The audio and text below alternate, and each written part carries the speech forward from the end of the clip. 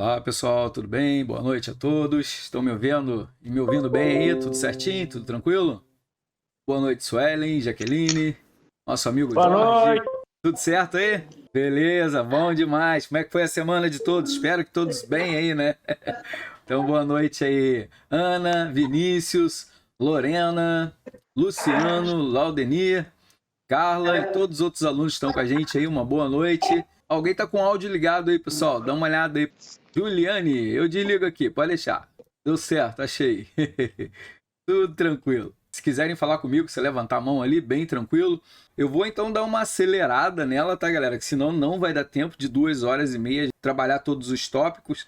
Então a gente vai indo assim, qualquer coisa vocês vão escrevendo no WhatsApp ali ou aqui no Teams mesmo. Levanta a mãozinha ali se eu não ver. Se alguém quiser entrar, que aparecer aquela tarjazinha, vocês aceitam. E assim a gente vai para tentar trabalhar toda essa unidade 2, né? Que realmente ela é gigante. Unidade 2, a gente vai trabalhar então os processos de provisão e aplicação de pessoas. É a parte da mercado de trabalho. A gente vai ter o objetivo do aprendizado, então a gente vai ver nessa unidade processos de provisão e as técnicas mais utilizadas pelas empresas hoje, seus objetivos, que vai auxiliar aí na seleção e na aplicação de outras estruturas também, como planejamento, recrutamento e a seleção de pessoas. Conhecer também os processos de integração e socialização e adaptação, dependendo do contexto, de mudança de cargo, e entender os modelos de treinamento e desenvolvimento que vocês vão ver que são diversos. O sistema que interessa a todos nós, que é o sistema de remuneração, quais que hoje os mercados estão ofertando, as empresas estão aplicando em suas particularidades, e os aspectos motivacionais, o que motiva a gente seguir estudando, seguir carreira, evoluir na nossa estrutura. E a implantação do plano de cargo e salário e os benefícios de uma organização que ela oferta aos trabalhadores. Então, essa unidade ela está dividida em 7 tópicos, que ela é do mal, mas vai dar tudo certo. Tópico 1, seleção de pessoas. Tópico 2, técnicas para avaliação dos candidatos, muito bom também, tem várias técnicas ali bem relevantes. Tópico 3, adaptação e desenvolvimento de pessoas. Tópico 4, treinamento e desenvolvimento. Tópico 5, modelo de programa e treinamento e também o desenvolvimento. E o tópico 6, sistema de remuneração tradicional. E o 7, para fechar, sistema de remuneração estratégica por habilidade, competência e variáveis. Logo nos primeiros tópicos eu trabalhei ele mais. Lá nos últimos eu já fui dando um passão, tá? Eu não resumi ele muito porque senão não vai dar tempo da gente trabalhar ela. Mas se não der tempo, fica tranquilo. A gente para às 9h30 e depois eu gravo ela, emendo com essa aqui e tá tudo certo. De um jeito ou de outro vocês vão ter a unidade completa. Bora lá então. Tópico 1, vou passar aqui com vocês, agora que eu já falei, mudar aqui um pouco a minha tela, como de costume, vou diminuir aqui um pouquinho e colocar no nosso slide. Bora lá. Trazer ele para cá e eu vou ficar, deixa eu ver, acho que melhor, eu vou ocupar a tela toda aí, tá? Beleza, que aí de qualquer coisa eu recuo depois, tá tudo certo. Então aqui o tópico de seleção de pessoas, então a gente precisa ter em mente que o recrutamento ou a seleção de pessoas são um dos processos mais diferentes, com objetivo ainda diferentes dentro da empresa. Recrutamento é um processo que atende à seleção. O que a empresa precisa? Ela tem o objetivo de quê? De identificar os candidatos certos para as vagas certas, vendo aí o seu potencial para preencher a vaga necessária para a empresa. E, por sua vez, temos a seleção, que tem o objetivo de selecionar entre os candidatos que foram recrutados. Então, nem todos que foram recrutados vão participar, vão entrar para aquela seleção. Ele vai selecionar alguns dali, dependendo ali do currículo, da entrevista e de várias coisas que a gente vai ver. Mas o primeiro contato que vocês têm quando tem o recrutamento é através do modelo, aquele famoso Lattes, conhecido como currículo. Esse é o primeiro que tem que seleciona para o recrutamento. Depois vai vindo a seleção. Bom, aqui então o processo de seleção e o processo de recrutamento, ele vai colaborar com a gente aí em vários parâmetros. O selecionador, que é o cara que vai selecionar as pessoas, ele tem a responsabilidade de fazer uma escolha da pessoa certa no menor tempo possível, porque a empresa precisa dessa vaga para ontem. Então, atendendo às expectativas da empresa, o que ela está ali cumprindo para aumentar a sua produção, ela precisa de uma quantidade X de pessoas.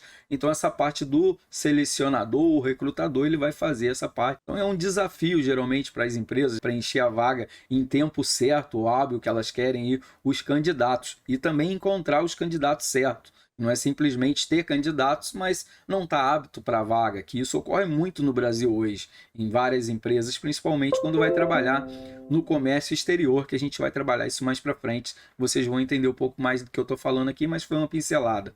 Então ainda pode acontecer da vaga estar aberta, por exemplo, está em aberto, porque precisa do recrutamento das pessoas e as pessoas interessadas à vaga, porque nem sempre tem ali uma vaga em aberto, quer dizer que eu estou interessado nela, porque ela não tem um bom plano de carreira, o salário não é legal, ela é muito distante da minha realidade, de onde eu estou trabalhando, ou ela pede um curso específico que eu ainda estou cursando, não terminei. Alguns parâmetros que a gente vai ver no decorrer já elimina a gente daquela vaga, já não é muito interessante. Então o tempo ele pode ainda prejudicar a produção. O recrutamento prévio ele antecipa ou aumenta a probabilidade de identificar o candidato certo. Se você tem um tempo maior para você poder fazer todo esse processo de seleção e os candidatos também se interessarem, que vá nos avals de comunicação numa larga divulgação. Então é muito comum a maioria dos funcionários permanecer bastante tempo na mesma empresa. Realmente a gente não troca de empresa igual a gente troca de roupa. Geralmente a gente tem um bom plano de carreira que incentiva a gente a ficar 10, 15 anos, 20 anos dentro da empresa. É muito bom para empresas. Porém, tem algumas organizações que têm a necessidade aí de fazer constantemente recrutamento dependendo do cargo, né? Pode ser um cargo, por exemplo, estressa a pessoa muito rápido, ou a pessoa frigorífico, uma profissão, por exemplo, quem trabalha que tem uma rotatividade muito grande mesmo. Por quê? Pô, é temperatura baixa, é gelado, o pessoal entra em depressão, tem várias coisas aí que realmente a pessoa não aguenta ficar por muito tempo. Então eles já sabem, eles têm que ter um banco de cadastro, de reserva, vamos dizer assim, de muitos funcionários, para que eles consigam não parar a produção e repor. Então, por isso que é tão atrativo financeiramente esse cargo, porque não tem muita gente interessada, então tem que se interessar pelo valor. E às vezes nem pede muito estudo, né? Pede estudo bem básico mesmo, mas aí é um desafio, como a gente estava falando, tanto para a empresa, tanto para os recursos humanos. Então, planejamento de pessoas, ele vai auxiliar na definição de quais cargos, quantas pessoas precisam ser recrutadas naquele momento que a empresa precisa. Então a seleção nada mais é uma atividade de escolha, por exemplo, de decisões, de classificação de candidatos. Classifica o quê? O mais indicado para a vaga. Porque vocês vão ver que vai ter vários parâmetros aqui que vai diferenciar o resumo que a gente falou da vaga lá em cima. Então os candidatos que mais se reúnem condições que demonstram a probabilidade de desempenhar bem as suas funções dentro daquela vaga, a gente fala das probabilidades, que não tem certeza absoluta que aquela pessoa vai se dar bem ou não na vaga. Se eu pegar um funcionário dentro da empresa e trocar ele de setor, não só de setor, mas como fosse profissão também, dar uma remuneração para ele maior, para ele avançar, mas quando avança ele fica desanimado que ele achou que era uma coisa e era outra. Então pode ser que tenha uma probabilidade dele dar certo ou não. Então só vai saber se quando isso acontecer. Então seleção de pessoa é bastante afetada pelas mudanças ocorrendo dentro da empresa, de cargo e tudo mais. Você sente uma certa insegurança com as novas tecnologias, principalmente, modificando aí os produtos, os relacionamentos com o mundo globalizado que a gente tem hoje, que aí vai aumentando os nossos contatos, mas também vai ficando mais desafiador no mercado de trabalho, então, modificando produtos, aí relacionando o mundo globalizado. Para encontrar as pessoas que atendam esse tipo de desafio que as empresas têm, antigamente, né, eles tinham conhecido como pau para toda obra, aquelas pessoas que faziam de tudo, era o bombril, que era área, ele podia colocar ele, que ele conseguia produzir. Nos dias atuais já não é assim. Então ele tinha que aprender aí o ofício dele como um autodidata. Ele tinha que aprender na marra. Hoje já não é mais assim. Hoje tem profissionais igual que a gente tem aí nos médicos, que ele é especializado em uma unha, outro é especializado no dedo mindinho, outro é especializado só na mão, outro no braço e assim vai. Eles vão se especializando exatamente numa área. E assim vai as empresas também nesse pensamento. Então hoje o próprio cliente, o próprio mercado, né, ele exige aí das organizações um modelo de gestão, porque precisam ter uma confiança que a empresa realmente vai dar conta do que ela promete. Buscando aí atingir o equilíbrio entre a preservação do ambiente e a qualidade do produto, então a dignidade das pessoas, a segurança que participam aí da organização, todos os envolvidos, temos aí a certificação ISO 9000 ou a 14.000 e 18.000, por exemplo, que mostra aí a qualificação e a competência do funcionário. Então isso é muito bom para a empresa também e para os funcionários, é bom para ambas as partes. Então essas organizações, elas precisam comprovar que seus funcionários são qualificados para poder operar, confeccionar ou manusear certos produtos ou certos componentes. Então essa lei aí, pô, é show de bola. O ISO, ele realmente dá uma segurança para os seus. Beleza, agora a gente vai ver um pouquinho de processo de seleção. O profissional que realiza, então, o processo de recrutamento, ele tem que falar numa linguagem, né, mais atenta, ter mais atenção com a sua seleção. Se a seleção for feita de modo impróprio, esse reforço ou esse esforço vai ser desperdiçado. Por quê? Se você sabe que você tem um funcionário e você selecionou ele pela uma indicação de um colega, ou porque ele é seu amigo, ou amigo de um amigo, mas você vai fazer a entrevista com ele, toda lá os parâmetros, e vai ver que ele não se encaixa muito bem, mas você quis dar uma força para ele, e o que que acontece? Ele vai ficar na empresa pouco tempo.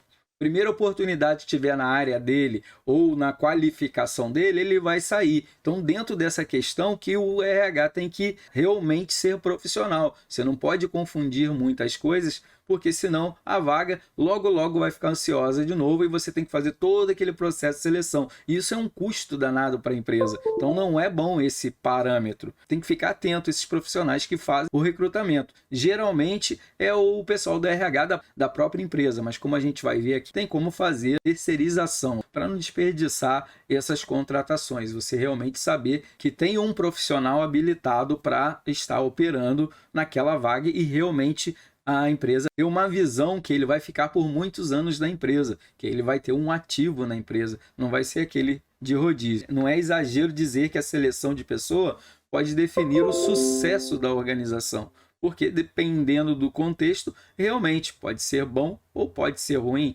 Perfeito?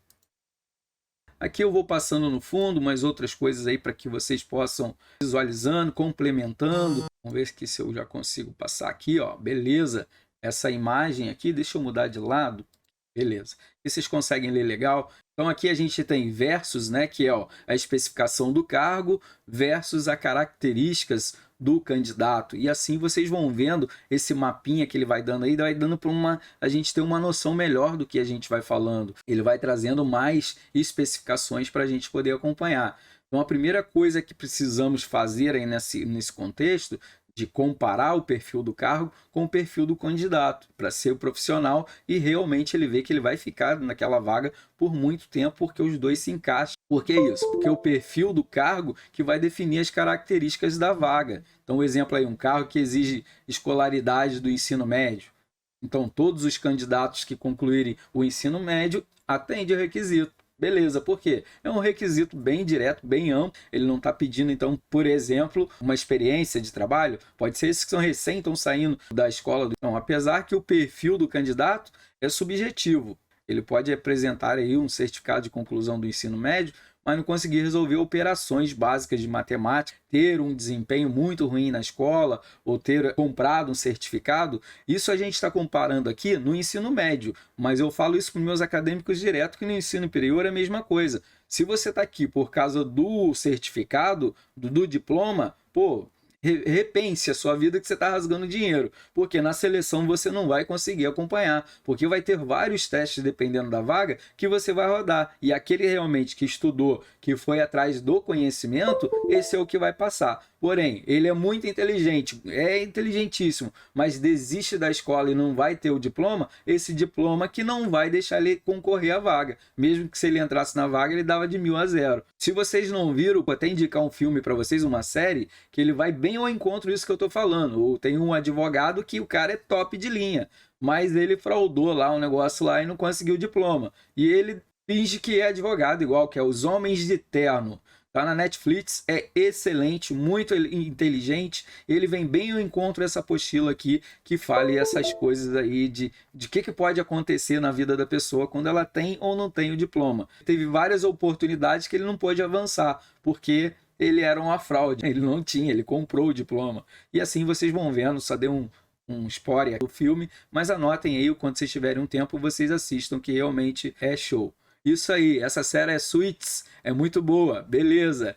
É isso aí mesmo, gosto demais dessa série e eu acho ela muito inteligente. Então aqui, pessoas diferentes disputando a mesma vaga, processo de seleção, que aí vocês vão ver que tem alguns exemplos aqui. Fisicamente, estatura, peso, a força, pode tudo prejudicar você na sua seleção de uma vaga, mesmo que ela não está exigindo nada, só o ensino médio. Então aí resistência visual, auditiva, porque que pode acontecer? Ah, beleza, mas está pedindo todo mundo, mas a vaga lá é para carga e descarga de caminhão. Pô, e aí um cara baixinho, fraquinho, coisa e tal, não vai disputar, por exemplo, com um cara que tá lá também concorrendo, mas o cara é maçudo, coisa e tal, porque ele, corpo físico dele, é mais direcionado para aquela vaga. Então vai ter alguns exemplos aqui que a gente vai ver que pode navegar sim.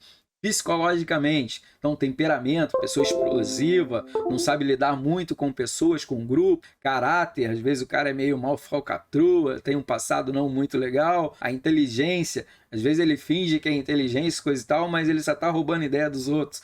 Então também tem isso dentro das empresas, vocês vão ver, mas quando é psicologicamente os exames já dá para saber as habilidades mentais que a pessoa realmente possui. Capacidade de aprender. Ô Jorge, diga lá. Essa questão de contratação de pessoal, hoje, ela está bem diferente, né, antigamente, né? Está muito difícil de encontrar candidatos exatamente conforme... Estão fazendo muitas exceções. Inclusive, tem empresas que, não sei se ainda acontece, até o ano passado, de empresas contratando motoristas para aprender a dirigir o próprio caminhão viajando, entendeu? Perigo. Pois é, e a dificuldade de profissional habilitado. É difícil hoje em dia encontrar uma pessoa. Eu trabalho com uma empresa, ela trabalha muito com soldador, né? Ah, cara, é difícil de contratar gente hoje. Meu Deus. Soldador, você disse? Os caras... É que o soldador sempre acha que sabe tudo, mano. Diferente da outra. Tem algumas em própria startup dentro da empresa, aonde você vai treinando os novos talentos. A galera que não sabe nada vai entrando e vai aprendendo o ofício dentro da própria empresa, porque não encontra seleção fora da empresa. A gente vai ver isso também na apostila aqui, essa parte de treinamento que é muito importante, porque quem não tem cão caça com gato. Se você não encontra no mercado, você tem que produzir um. E assim a gente vai. É isso aí, Jorge. Beleza, vamos seguir. Então a capacidade de aprender uma tarefa, a forma que você reage, como você reage na aprendizagem, comportamento e atitude perante não só o que você está fazendo, mas com o setor, com as pessoas que envolve, a cultura, os valores que você acredita se vem junto com o encontro ao pensamento da empresa, as suas crenças e o costume, aptidões mentais e intelectuais, como a gente falou num todo. Hoje em dia a pessoa, claro que ela tem que aprender com vários outros segmentos, mas a parte de autodidata hoje ele está muito forte nas pessoas. A pessoa, quando quer mesmo, ela consegue aprender várias coisas por ela mesma, vendo vídeo no YouTube, praticando e coisa e tal. Já não tem muita necessidade de um professor hoje, igual que tinha antigamente. Hoje a pessoa, se quiser, ela compra ali um vídeo, uns cursos, tem cursos maravilhosos que vocês têm gravado que tranquilo, você consegue reter esse conhecimento, você consegue passar ele adiante e praticar e realmente ser um profissional. Então tá muito forte isso nas pessoas hoje. A gente com a tecnologia parece que a gente ficou mais direcionado à aprendizagem por autodidata. Então além dos requisitos dos cargos, a gente precisa analisar os aspectos cultural da organização. O que ela acredita, como é que funciona, o departamento que o candidato vai trabalhar, quais são as pessoas, o horário, com quem ele vai se reportar, falar. Então a gente pode encontrar o perfil do candidato comparado no requisito do cargo um desequilíbrio, de repente, do perfil do candidato que não reúne muitos requisitos do cargo, igual o comparativo que eu falei lá, da pessoa que contratou uma pessoa porque era amigo, não tinha muito a ver com o cargo, uma pessoa que é da área financeira, você jogar ele lá dentro do almoxarifado. Ele não vai ficar muito tempo ali. A primeira oportunidade que ele tiver, ele vai para a área financeira, a área dele, que ele estudou, entende? Mas ele estava tão desempregado, tão precisando de dinheiro, que ele pegava tipo Bombril. Qualquer coisa que você me der, eu pego. Então, por quê? Ele estava na necessidade. Mas a partir que essa necessidade for preenchida, aí ele vai começar a procurar realmente o que ele quer. E assim que ele achar, ele vai deixar a empresa com esta vaga na mão. Então, por isso que é importante eles olharem muito bem antes de contratar. Então, o perfil do candidato não reúne, se não vai reunir os requisitos do cargo ou possuir os requisitos acima do exigido pelo cargo, como essa comparação que eu dei agora.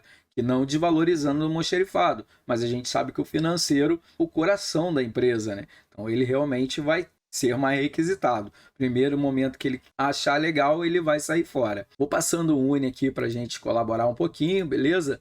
E dentro desse Uni, vocês vão dando uma lida, que é o Uni, eu estou pulando ele hoje, que a apostila é muito grande.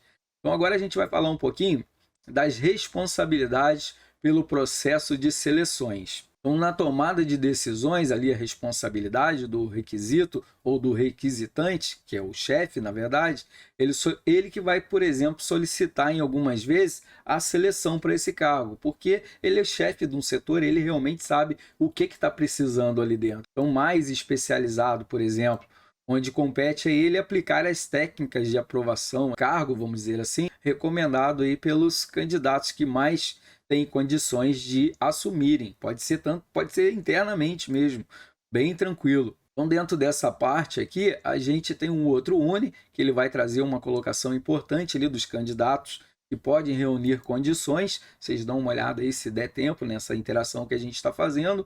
E a construção, que a gente vai falar um pouquinho de critérios para a seleção. Então, com base com essa primeira impressão, algumas pessoas costumam dizer, a minha intuição diz que esse fulano vai ser um bom candidato para a empresa, ele promete fazer sucesso. Por quê? Porque ele é especialista em alguma área que ele estudou, que ele se identifica, ou que ele gosta muito, e quando ele fala daquilo, ele fala aquilo naturalmente, com uma precisão, assim, com uma didática excelente, porque ele é bom naquilo que ele gosta. Mas aí quando ele vai para uma vaga que não tem muito a ver com o que ele domina, pode ser que a empresa vai se decepcionar. Ele não foi tão bom, não pode ir por instinto. Todos nós temos habilidades, alguns vão ter mais e outras menos, mas em certas coisas. Por isso que tem vários tipos de empresa hoje, várias vagas dentro da empresa em vários setores. Cada um vai se identificar com a sua habilidade ao decorrer da sua vida, né, do seu crescimento profissional. Então, escolher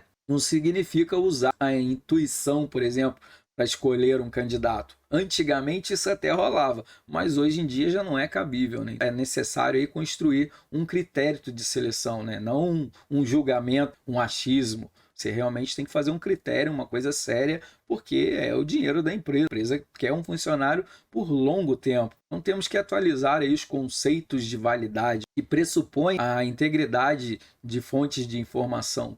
Isso aí a gente tem que utilizar, verificar se as fontes de informação são realmente confiáveis. E tem o modelo de avaliação, consiste em verificar se o critério de seleção escolhido pela empresa está adequado com um objetivo que a empresa tem. A gente precisa saber qual é a probabilidade do candidato se adaptar ou desempenhar bem as suas atividades dentro da empresa. Por quê? Se eu simplesmente contratar um funcionário, jogar ele lá dentro, você começa a trabalhar amanhã e não apresento ele para as pessoas, jogo ele no setor, ele não conhece ninguém, não mostro para ele onde estão as ferramentas que ele vai precisar, ou como que funciona o código do computador, a abertura de um software, ele vai ralar um pouquinho, né, para conseguir entrar e se inserir. Agora, quando você faz uma apresentação, todo mundo se apresenta, né, e ali ele já faz um coffee break, por exemplo, para apresentar o novo integrante da organização, aí muda tudo, né? Você já vai se identificando com a galera e assim fica mais fácil.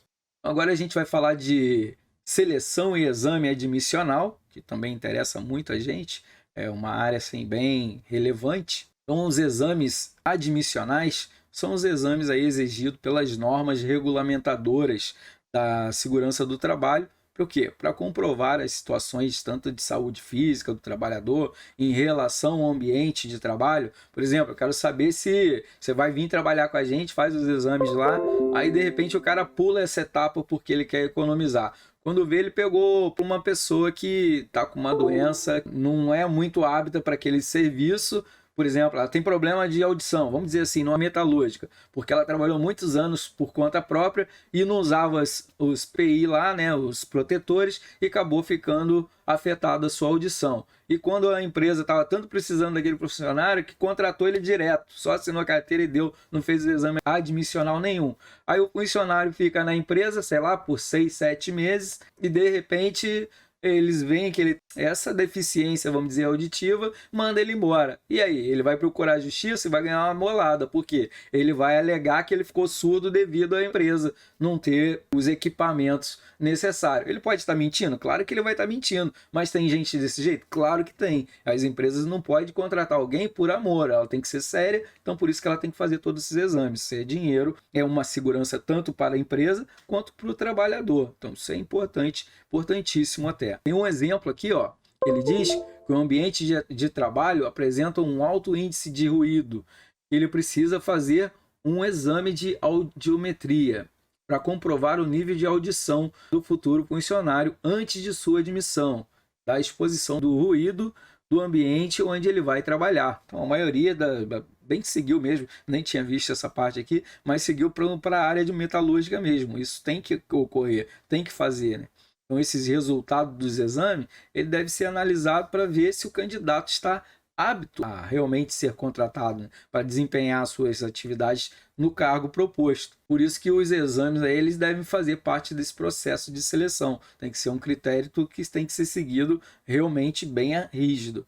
Então, o candidato aí, ele vai precisar ser aprovado em todas as etapas do processo, que não é uma só, vocês vão ver que eu decorrer que são várias, e apresentar as condições de saúde para ocupar aí o cargo. Já vi aí muitos candidatos serem reprovados por exames médicos, quando eu mesmo já fui fazer o meu, e ali já, cara, pô, aí não consegui, tô aqui de novo tentando, mas na primeira eu não passei porque deu isso, deu aquilo. Pô, a pessoa pode corrigir a deficiência que apareceu no momento e depois se candidatar de novo, né? Isso aí não interfere muito. Só que a pessoa tem que tentar procurar um profissional para poder corrigir esses sintomas, essas partes aí. Mesmo tendo sido indicado... Opa! Diga lá, Jorge. Essa questão dos exames são importantes porque tem pessoas que só vão descobrir que tem algum tipo de problema de saúde neles, né? Passa a vida inteira sem se preocupar, porque a gente não dá muita bola para isso, né? E vai chegar lá nesse exame, o cara vai descobrir que tem um problema de saúde. E só nesse momento o cara vai se preocupar em se tratar, né? Em melhorar. Ainda mais o brasileiro, principalmente o homem. O homem, então, nossa. Com certeza. Não é muito de médico, né? E quando vê, tá ruim, nem sabia. Lá na empresa houveram vários casos assim, né? Que a gente tem uma rotatividade grande lá de trabalho. E tem problemas de saúde que aparecem só nesse momento, porque o cara nunca deu bola para isso. Nunca atrapalhou ele para trabalhar em algumas funções, então quando o cara chega lá, o cara vai descobrir que tem, né? Isso que é importante, assim como os exames periódicos, que são feitos todo ano, né? Exato, exato. Isso aí é muito importante, porque pode ser que você não tinha um problema, mas você acabou, vamos dizer, desenvolvendo um problema sem saber devido à sua profissão atual, né? O que foi vindo ao decorrer. A gente via muito, quando nós temos jato de granalha hoje lá, né, na empresa. Certo. E antigamente era jato de areia.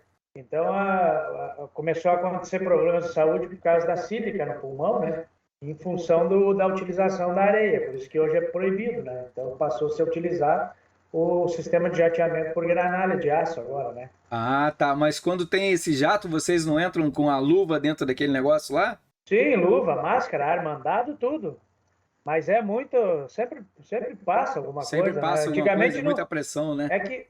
É que antigamente não tinha muita... A gente até... A empresa fornecia os EPIs, mas o cara, né, não usava direito, sempre respirava aquele ar da areia, né? Sim, então, sim. Acontecia muito problema disso aí. Saúde, né? Jaqueline também gostaria de falar. Jaqueline, pode abrir o áudio aí, tranquilo. Oi, professora, eu queria fazer só uma pergunta. Diga. As empresas hoje, eu não sei se é proibido ou algumas fazem ou não no RH, aquela consulta, né, tipo a folha corrida do cara, se ele tem alguma passagem na polícia e tal, eu não sei se isso se pedem ainda ou não. Olha, Eu questiono isso porque eu tive uma situação muito delicada numa empresa. Então, a gente teve um BO ali com um funcionário, depois o RH foi ver que essa pessoa tinha passagens, né, na polícia. Então, eles não tiraram, não fizeram essa consulta antes. então, Jaqueline, complementando, tem algumas profissões, por exemplo, que é indispensável fazer essa corrida aí, essa ficha corrida. Por exemplo, quem vai trabalhar com essa parte de valores de banco, de pegar escola, esses negócios aí, não tem como escapar. Isso aí já está já dentro. Então, Trabalho na área financeira, então acho que foi uma falha ali. Essa pessoa entrou e escapou, né? Não sei como. pois é, porque ó, de repente até bancário, quem trabalha na área bancária, por exemplo, isso também é batata. Porque o que pode acontecer? Um segurança de banco lá tá com a arma lá na frente, coisa e tal, e quando vai ver, ele é um cara, um ex-presidiário por, sei lá, assalto à mão armada e coisa e tal, e agora virou segurança do banco, então é meio contraditório, né? Exatamente. Então depende muito da área para ter essa consulta. Isso. Por exemplo, se o cara lá é dentista, vai contratar um auxiliar, aí não precisa fazer a ficha corrida da criatura lá, né? Pô, tranquilo. Só se ela for roubar um dente lá do paciente, sei lá, né? Mas fora isso, não precisa. Vai saber, hoje em dia uma coisa está tão complicada. Vai que acha um dente de ouro lá, né? Tá louco? Beleza. Vamos seguindo então. Show. Qualquer coisa, vocês levantam a mão aí que tá tudo certo. Então, nesse tópico, o que a gente viu aí sobre a seleção e o recrutamento, a escolha da pessoa certa para a vaga certa, cargo certo, a probabilidade da seleção do candidato dar certo também, ele tem que ter realmente um perfil para o cargo e o perfil do candidato encaixar com essa vaga, as diferenças individuais entre as pessoas, como a gente viu ali de porte, por exemplo, para um cara que for descarregar uma carga de caminhão, então o porte da pessoa, físico dela pode influenciar bastante, ou uma pessoa, por exemplo, que tem um físico, coisa e tal, todo grandão, coisa e tal, mas para um computador ele não manja nada de tecnologia. Então um cara pequenininho, coisa e tal, esperto lá, pode ser que encaixe legal. Então tudo pode ter o seu lugar certo na hora certa. As aptidões mentais e intelectuais da pessoa. Então a gente aí dentro do plano estratégico ele já tem tudo isso aí mais ou menos esquematizado aí, o conhecimento, a descrição e análise do cargo, a função que é chamada de staff, que o candidato escolhe ou que ele vai escolher ao decorrer da sua carreira, os exames admissionais e as condições de saúde, saber se o candidato está apto ou não para as atividades daquele cargo. E assim a gente termina bem no ligeirão. Tópico 2, então, meu povo lindo. Tópico 2, técnicas para avaliação de candidatos. Então, a introdução dessa parte do tópico 2, o recrutador ele precisa ter em mãos, para que seja possível as informações sobre o cargo, as coletas de informações que vai receber do superior, para aquele setor que precisa da vaga, mais assertiva, se ele souber de todas as informações que aquele cargo exige. Porque o cara que vai fazer isso do recursos humanos, muitas vezes ele não entende muito bem, porque é muito técnico dentro daquele setor. Então, o gerente ou supervisor daquele setor que tem que discriminar exatamente o que a vaga exige para esse profissional poder fazer o estudo de como seria a seleção desse candidato. Então, vindo as informações de lá, elas sendo bem claras, fica mais fácil para ele fazer essa elaboração, então que possa aplicar corretamente as técnicas de seleção de entrevista, as provas de conhecimento ou de capacidade do provável candidato, teste psicológico, por exemplo, as técnicas vivenciais ou de investigação do histórico, como a gente estava falando aí agora, do funcionário, que dependendo do setor que ele vai trabalhar, vocês precisam realmente fazer a ficha corrida dele. Por exemplo, eu sou professor do Estado, tá? Quando eu fui contratado, mesmo que é no contrato temporário, que o Estado, o contrato temporário é eterno, você sempre fica no temporário, você tem que ter a ficha corrida ali, logo no início, antes de fazer o exame médico, eles pedem isso, se está tudo ok, se não está. Tem alguma coisa ali de coisa de roubo ou alguma coisa assim que eles estão vendo? Não, mas ele quer saber o quê? As responsabilidades que ele tem dentro desse setor. porque você vai lidar com pessoas, com crianças, com a parte educacional, e de repente eles estão contratando um cara que tem, sei lá, uma ficha de molestar crianças, por exemplo, na folha curricular dele. Aí ele nunca que ele vai atuar nessa área. Então precisa olhar, não é só porque vai olhar na área financeira, pode ser em outras áreas também, mas depende muito do segmento, como que vai ser avaliado essa direção aí. Então vamos falar um pouco agora sobre cada uma delas aqui no decorrer dessa parte de entrevista. Então agora sim, o tópico 2, e aqui a gente vai ter as técnicas de avaliação e aqui as políticas de culturas com os objetivos, trazendo aí algumas coisas. Mas falando agora sobre a entrevista, entre todas as técnicas que a gente está olhando, que a gente está conhecendo daqui para frente, as mais utilizadas hoje nas empresas são realmente as entrevistas, os testes de conhecimento, das dinâmicas que fazem em grupo, às vezes individual. Precisa aí o profissional, por exemplo, em alguns casos, ser especializado numa área específica. Como um de psicólogo, por exemplo, né? Você tem que fazer todo um esquema para ver realmente se ele está apto a seguir esse contexto. Então, normalmente, a entrevista é uma técnica de seleção, geralmente. Através da entrevista que você vai ver quem realmente vai ficando apto para aquela vaga ou quem você já pode desclassificar. Numa fase única, por exemplo, muito utilizada em micro e pequenas empresas, porque ele já chega ali, faz a sua entrevista com o funcionário, se ele passar na tua entrevista, tu gostou, achou que ele tem uma didática boa, o cara fala bem, bem apresentado, ele vem bem ao encontro, a missão, a visão, a cultura da empresa, beleza, amanhã você já começa a trabalhar, ou daqui a 2 dias você começa a trabalhar quando você fizer os exames médicos. Geralmente tem um prazo para a pessoa poder fazer esses exames e entregar para a empresa. Não é quando passou ali na seleção já está contratado, não. Aí tem os outros parâmetros para seguir. Então a entrevista também tem outras aplicações, como as triagens iniciais, a seleção de aconselhamento, que você vai trocar uma ideia com ele, avaliação de desenvolvimento dentro daquele setor que ele vai trabalhar, algumas técnicas, ou mesmo no desligamento da pessoa, né? Também isso pode passar, porque ele também tem que fazer alguns exames quando sai, vai fazer um admissional, por exemplo, vai mandar ele embora para ver se ele não saiu com algum problema, porque quando ele entrou ali todo com o exame médico, tudo ok, beleza, e quando ele sair ele tem que fazer a mesma coisa, porque se a empresa não faz isso, depois ele pode dizer que adquiriu alguma coisa, foi naquela época que trabalhava na empresa X. Então também a gente vai ver isso no decorrer que pode ocorrer. Beleza, então o objetivo aqui é de identificar o candidato que se apresentam aí no potencial para o cargo escolhido. Então verificar aí o currículo, quais candidatos estão mais aí considerados para o processo dessa seleção, para eles poderem avaliar. Resumindo, a entrevista de um recrutamento é utilizada para confirmar os dados registrados na solicitação do emprego ou do cargo ali, do currículo do candidato. Então, o entrevistador, o cara do RH, que geralmente faz esse trabalho, ele vai manter ou excluir o candidato, geralmente na entrevista já, quando ele é feito ali pela área de gestão de pessoas. Então, ali ele já decide quais pessoas vai voltar para casa e quais vão seguir próxima, né, no decorrer da seleção. Então, a entrevista de seleção, as informações do candidato, ela deve estar relacionada com os aspectos de avaliação.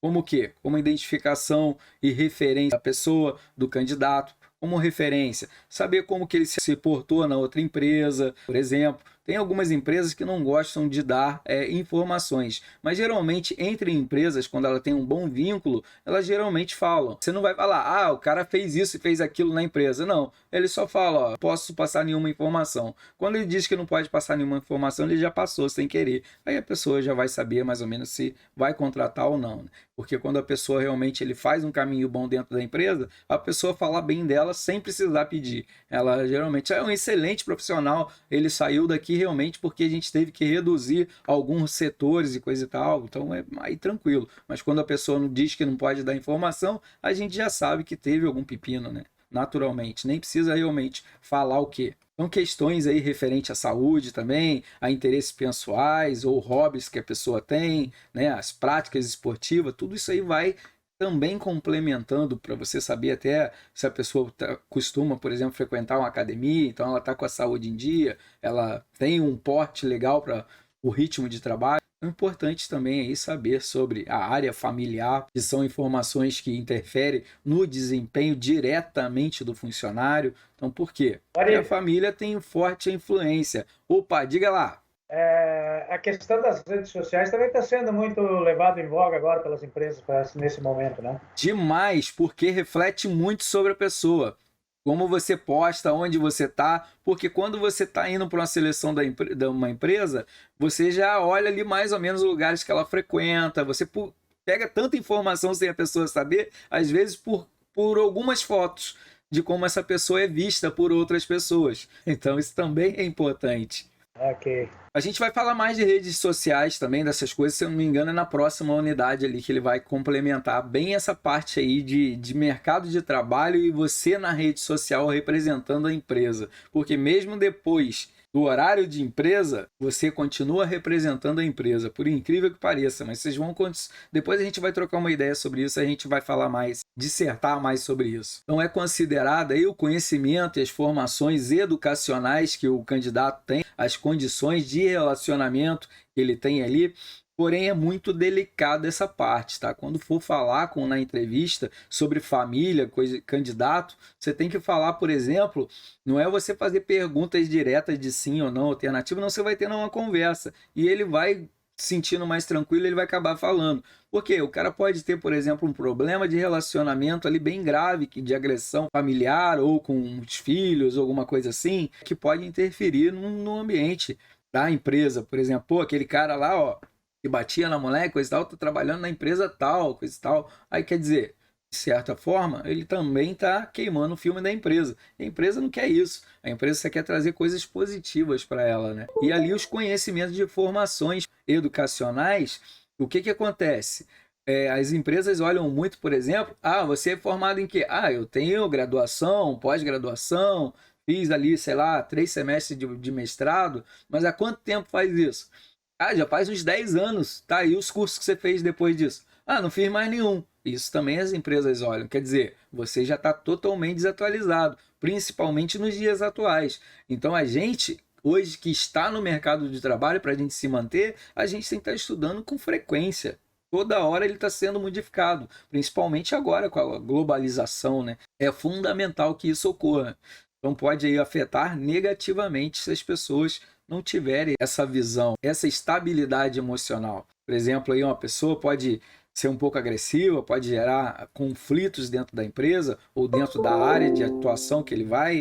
Porém, essas informações não devem ser simplesmente consideradas como negativos. Por quê? Porque também a gente pode ver umas outras situações que é relevante. Quem que nunca errou? Algumas pessoas podem ter um erro, mas um erro assim não é tão insignificante, não é tão assim, vai fazer tanto mal para a empresa ou que ele não se consertou. Por exemplo, uma pessoa passou pelo Alcoólicos Anônimos e já está, sei lá, 10 anos sem beber e coisa e tal. Pô, quer dizer, o cara já está tranquilo, já está firme de novo. Então, isso na adolescência a gente faz um monte de M mesmo. Isso aí é normal. Mas dependendo do que você faz, isso aí passa batido depois. Mas se... Pode falar, Jaqueline.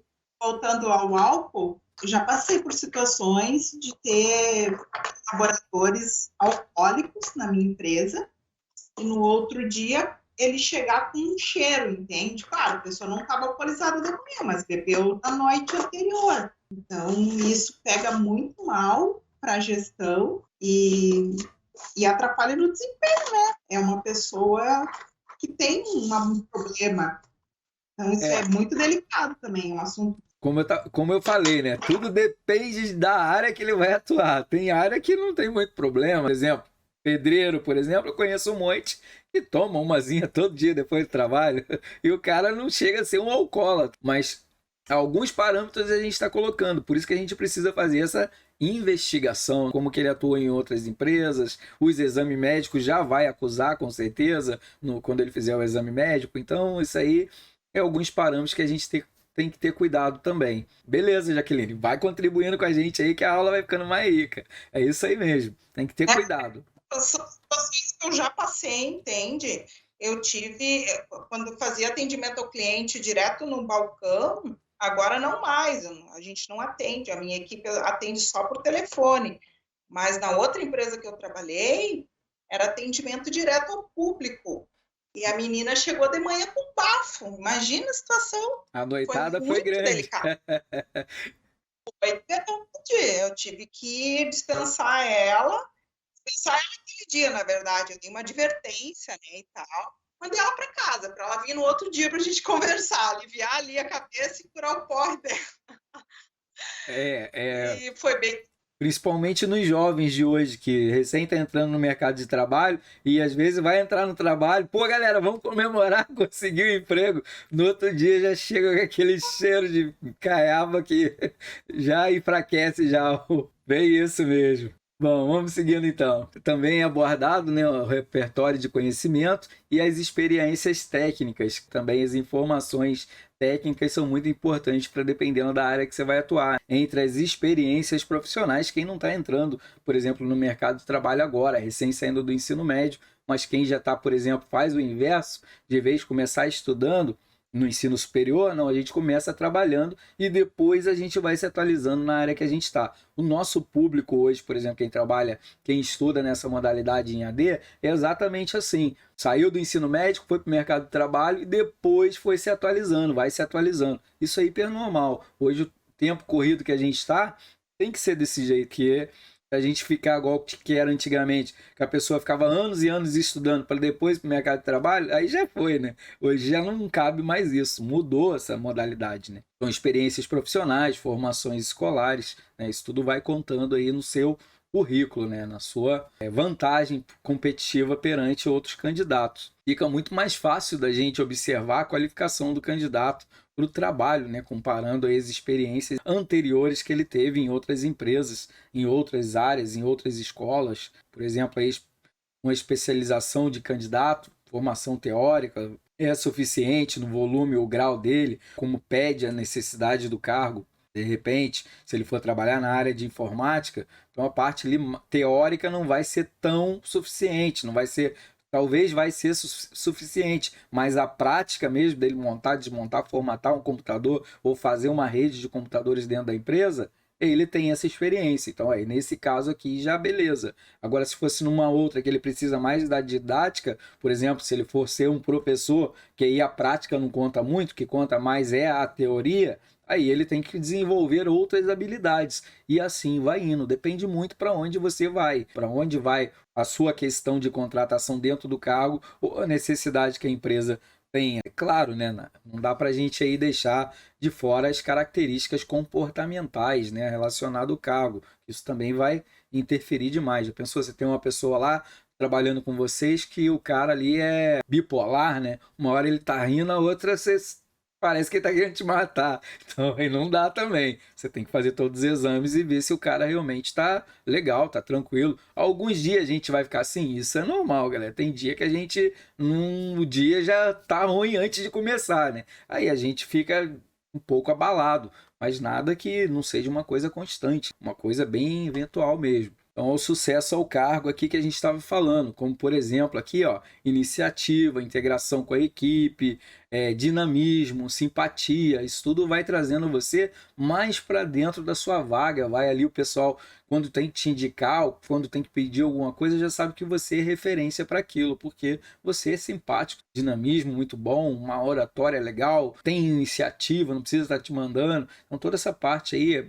se integra hiper bem com a equipe, todo mundo gosta da pessoa, pô, isso aí já ajuda bastante, até para ter um visionário para ver uma gerência para você subir de cargo. Isso tudo é avaliado. O mais comum é o candidato já entrevistado, por exemplo, que a gente está falando de início, né, de contratação, por 3 pessoas ou mais. Geralmente essas entrevistas que eles vão passar, né, dependendo do porte da empresa, como a gente viu lá, né.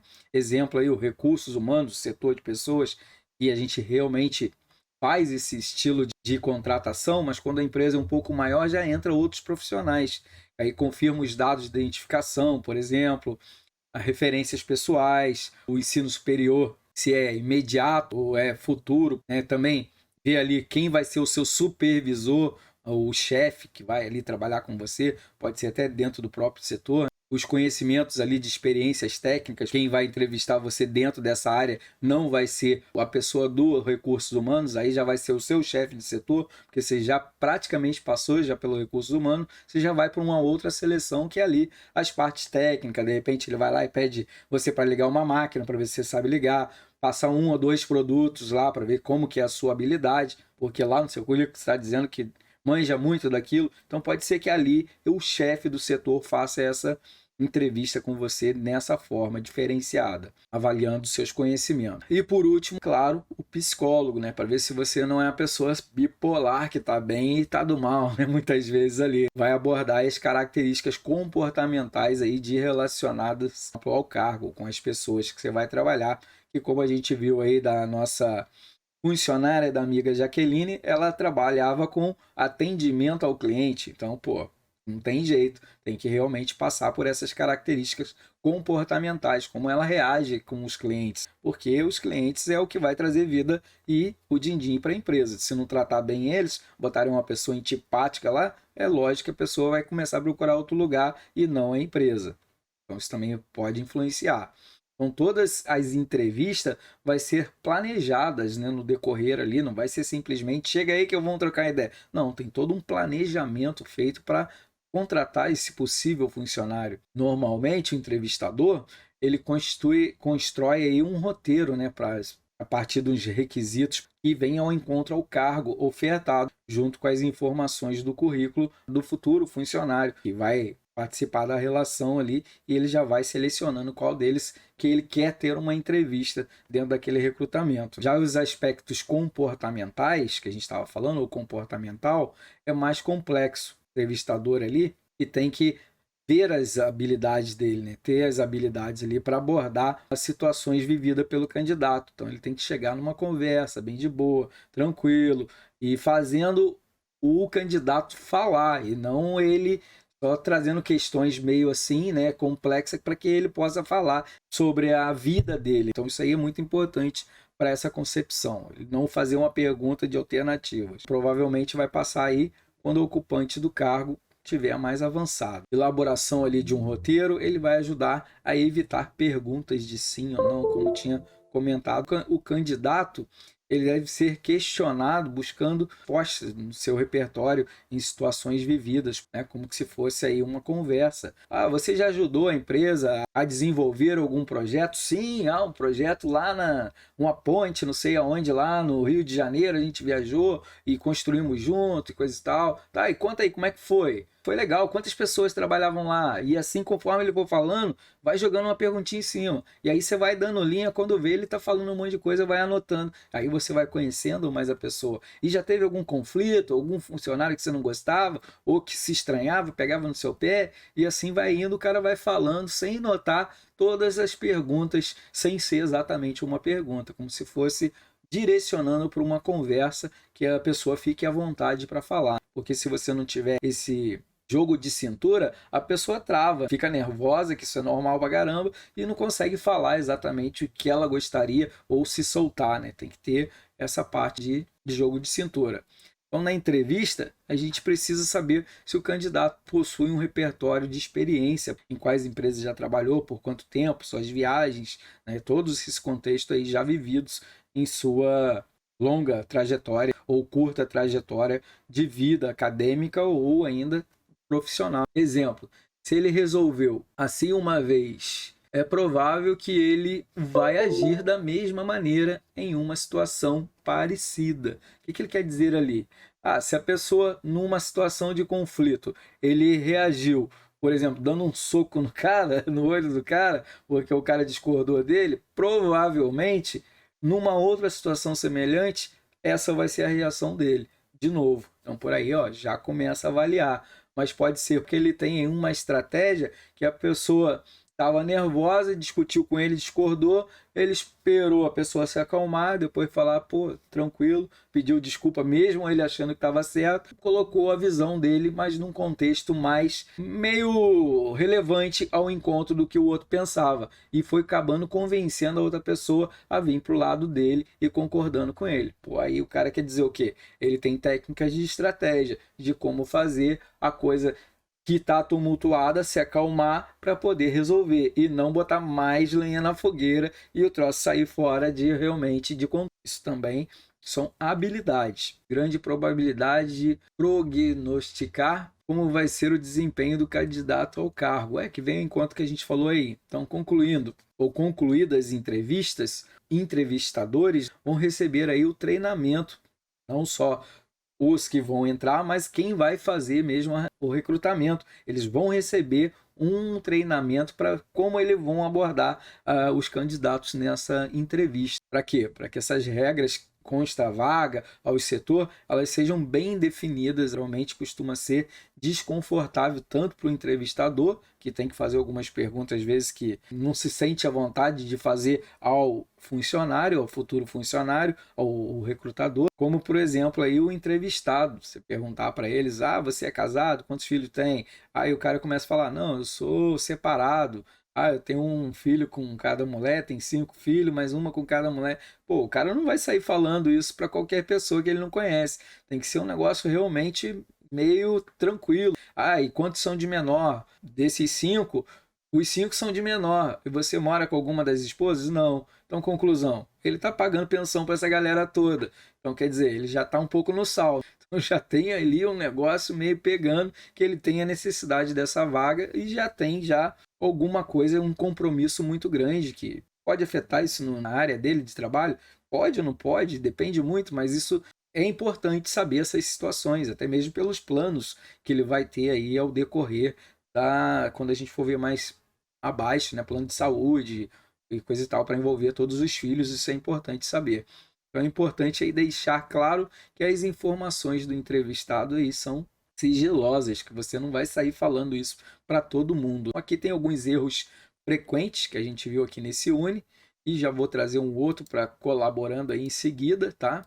E aí a gente vai falando um pouco mais e vocês vão interagindo e vendo essas, principalmente, que traz o Uni coisas importantes que vai contribuindo com o que a gente vai falando. Agora a gente vai falar um pouco de provas de conhecimento ou de capacidade. Ele tem o objetivo de medir que as pessoas aprendeu, por exemplo, saber se realmente se aprendeu aquilo ao longo da vida que você diz ali, o que está no seu currículo, através de cursos, de treinamento, ou mesmo pela sua própria prática de atuação dentro do mercado de trabalho, onde você diz que atuou por anos.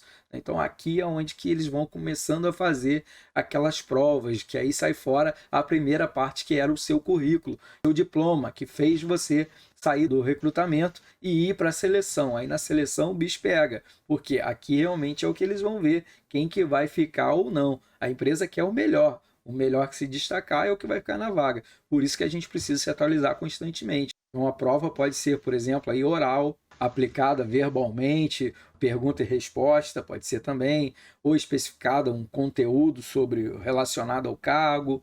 Também pode ser escrita, perguntas e respostas escrita para ver caligrafia, erro ortográfico, dependendo onde você vai trabalhar. Na área financeira, que você tem que passar e-mails para os seus fornecedores, para clientes e tudo mais, tem que saber um pouco para ver como é que é a escrita da pessoa, como provas de escolar ou de universidade, pode ser bem idêntica, questões alternativas para medir o conhecimento adquirido que você teve dentro da sua área. E, é claro, a realização de provas aplicadas, como a execução de um trabalho, de uma tarefa em específico, tempo determinado para você efetuar aquela apresentação, fazer aquela prova, como uma prova de digitação, para um e-mail, para uma empresa, ou um desenho, dependendo se você vai trabalhar no AutoCAD, alguma coisa assim, ou ainda uma manobra de um veículo, colocar lá um bitrem numa vaga, que você disse que é caminhoneiro de bitrem a vida inteira, então ele vai fazer todo esse cálculo aí, ou ainda um trabalho simples de computador, por exemplo, uma apresentação num PowerPoint ou no Prezi,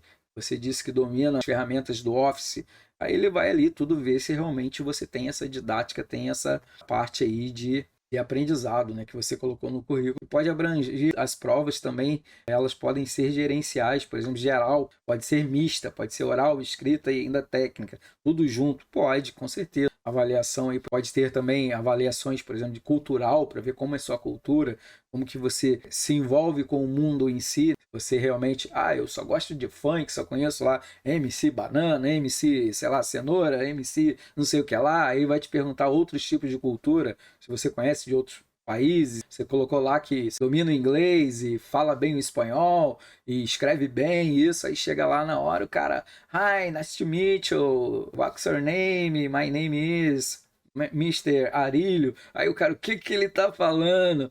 Olha que tal, como estamos, como está tu trabalho? Aí o cara, o que ele tá falando? Claro que o espanhol é mais fácil, mas quando você vai falar, você trava. Se você não tem experiência, você coloca lá, ó, o básico. Básico o quê? Pô, eu tive isso na escola, é isso que eu tive e deu. Então a gente não praticava muito a fala, eu sei um pouquinho da escrita e é isso. Sei um pouquinho da gramática, beleza. Seja então bem honesto. Porque depois você pode colocar que se tiver lá dentro, estou cursando uns cursos de línguas, espanhol, inglês, que é o mais requisitado pelo mercado. Sendo que o mandarim hoje está empregado, né? Porque falta gente no mercado, porque esse país trabalha com exportação aí para o mundo inteiro. Não sempre você tem contato de contratando quem fala mandarim. Então é uma boa dica aí. Provas de conhecimento, redação, saber fazer uma redação é importantíssimo, pessoal. Para quem está procurando aí o mercado de emprego, dá uma olhada em curso gratuito. Vocês precisam fazer, por exemplo, horas complementares. Vocês vão lá, tem cursos gratuitos, lá tem um de redação, que é top de linha. Vocês vão aprender a fazer uma redação, coisa e tal, parará. Por quê? Na hora de você ser contratado da entrevista, pode calhar deles terem lá para você desenvolver uma redação falando sobre as suas habilidades profissionais. E aí ele não quer que você fale, ele quer que você escreva porque ele quer também avaliar como que é a sua escrita, como que é o seu vocabulário escrito, né? Trazer as partes. Vitória, não tem intervalo não, Vitória.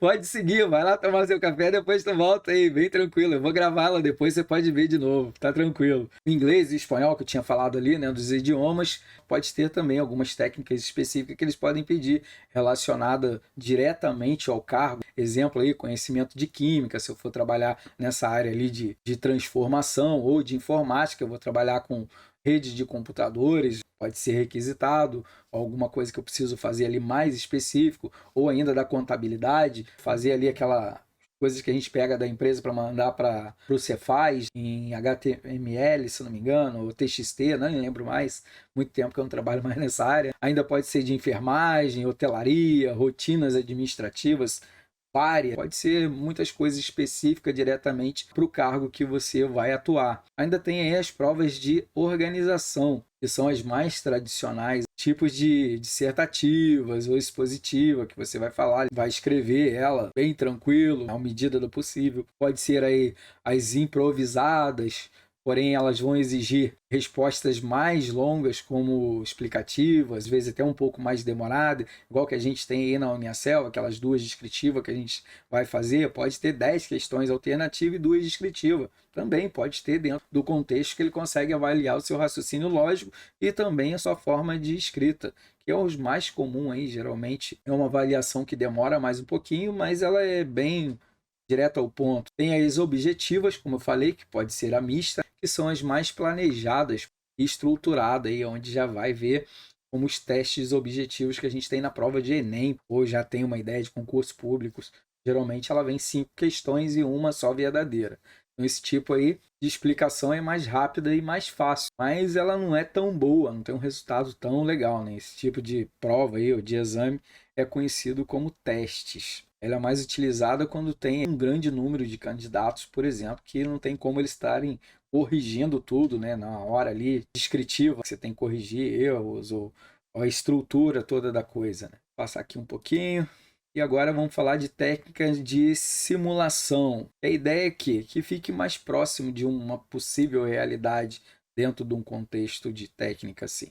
Geralmente são utilizadas as técnicas de simulação dinâmica em grupo. Quem já não viu, até em vídeos, como são feitas dinâmica em grupo, como que as pessoas se comportam quando tem que alcançar um objetivo em grupo, em metas. Esse é o grande contexto dessa aplicabilidade aqui, onde cada pessoa põe a ação no papel e as características de forma aí comportamental, como ela vai ser, ou isoladamente, ou com uma interação, pode ser feita de várias formas. Então essas técnicas, elas são mais utilizadas para cargos como relacionado interpessoais, de direção, gerência, supervisão, na área de vendas, pode ser várias. Então essa simulação observa a situação que futuramente vai ter que o funcionário enfrentar. ela pode ser uma simulação mais de algo real, que já aconteceu na empresa. Então eles vão colocar isso ali em teste para ver como que vocês resolveria em grupo, em equipe, aquele problema. E assim eles vão vendo quem se destaca mais, né? Então permite ver o autoconhecimento e a autoavaliação, até mesmo para o próprio funcionário, ver como ele saiu.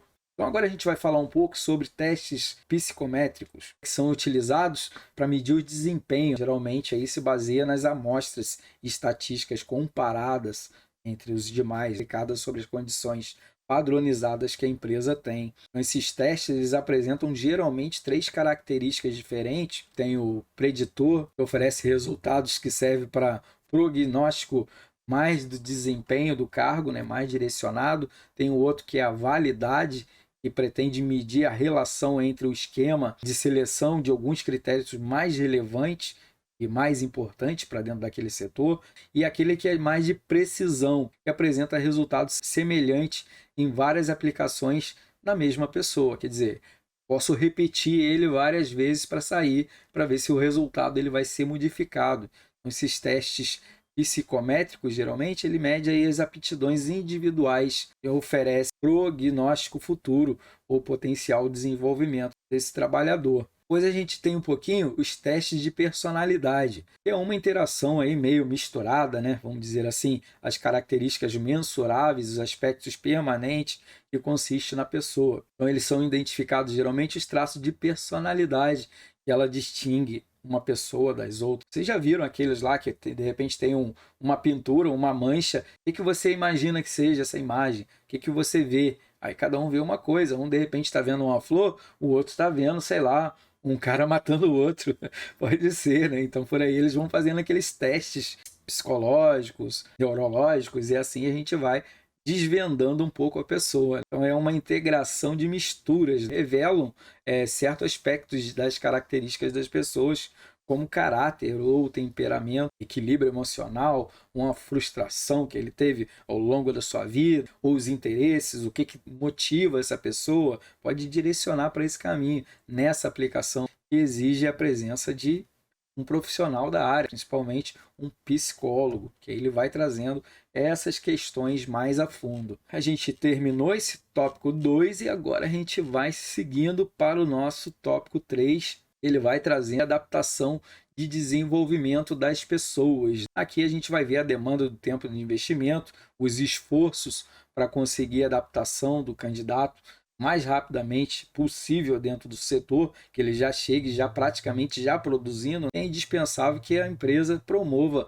a socialização dos novos funcionários adequadamente o seu trabalho, uma apresentação bem repleta, bem inteira. A gente estava falando da adaptação e desenvolvimento de pessoas, que é a demanda de tempo, de investimento, esforço para conseguir, por exemplo, adaptar o funcionário o mais rápido possível dentro da empresa, dentro do seu setor. Com certeza é indispensável que a empresa promova a socialização entre os funcionários e os novos, principalmente com os funcionários mais antigos, adequadamente para ele poder seguir atuando no seu trabalho. Sem essa apresentação, essa socialização, fica tudo mais difícil. Então tem que entregá-los aí com os novos colegas, deixar bem claro aí como funciona a questão do setor, do sistema, o objetivo e a função que ele vai ter que fazer perante o seu trabalho, as execuções, as formas que serão utilizadas para avaliar o seu desempenho. Isso é bom ele mesmo saber como que ele vai ser avaliado. Importantíssimo essa etapa.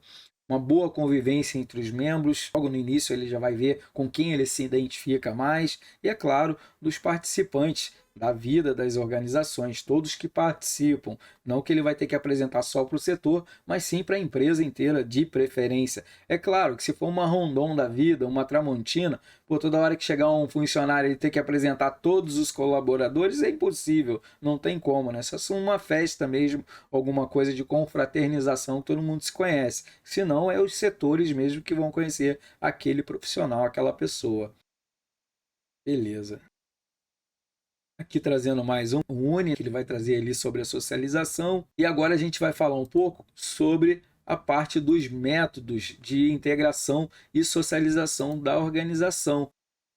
Então, a socialização de novos colaboradores junto com a organização, ela inicia com um processo de recrutamento e seleção, como a gente viu no tópico anterior, contendo o conteúdo do cargo, a escolha do tutor, quem que vai, por exemplo, apresentar ele para o pessoal, mostrar as ferramentas, a equipe de trabalho que ele vai ter, o programa de integração. Geralmente ele vai ter um tutor, uma pessoa que vai ficar responsável para fazer a socialização e o primeiro treinamento do contato com ele, saber onde tem as peças, com quem ele fala, quem que libera, quem não libera, assim por diante. Então, dentro desse processo de seleção, geralmente o gestor que deve dar esse início ao processo de integração. Geralmente é ele quem vai ser um tutor imediato dos novos colaboradores, formando candidatos aspectos que podem interferir nas atividades dentro da empresa, como cultura, o perfil da chefia, quem é o chefe do bem, quem é o chefe do mal. A partir dessas informações, o candidato pode ver aí as vantagens e as dificuldades que ele vai encontrar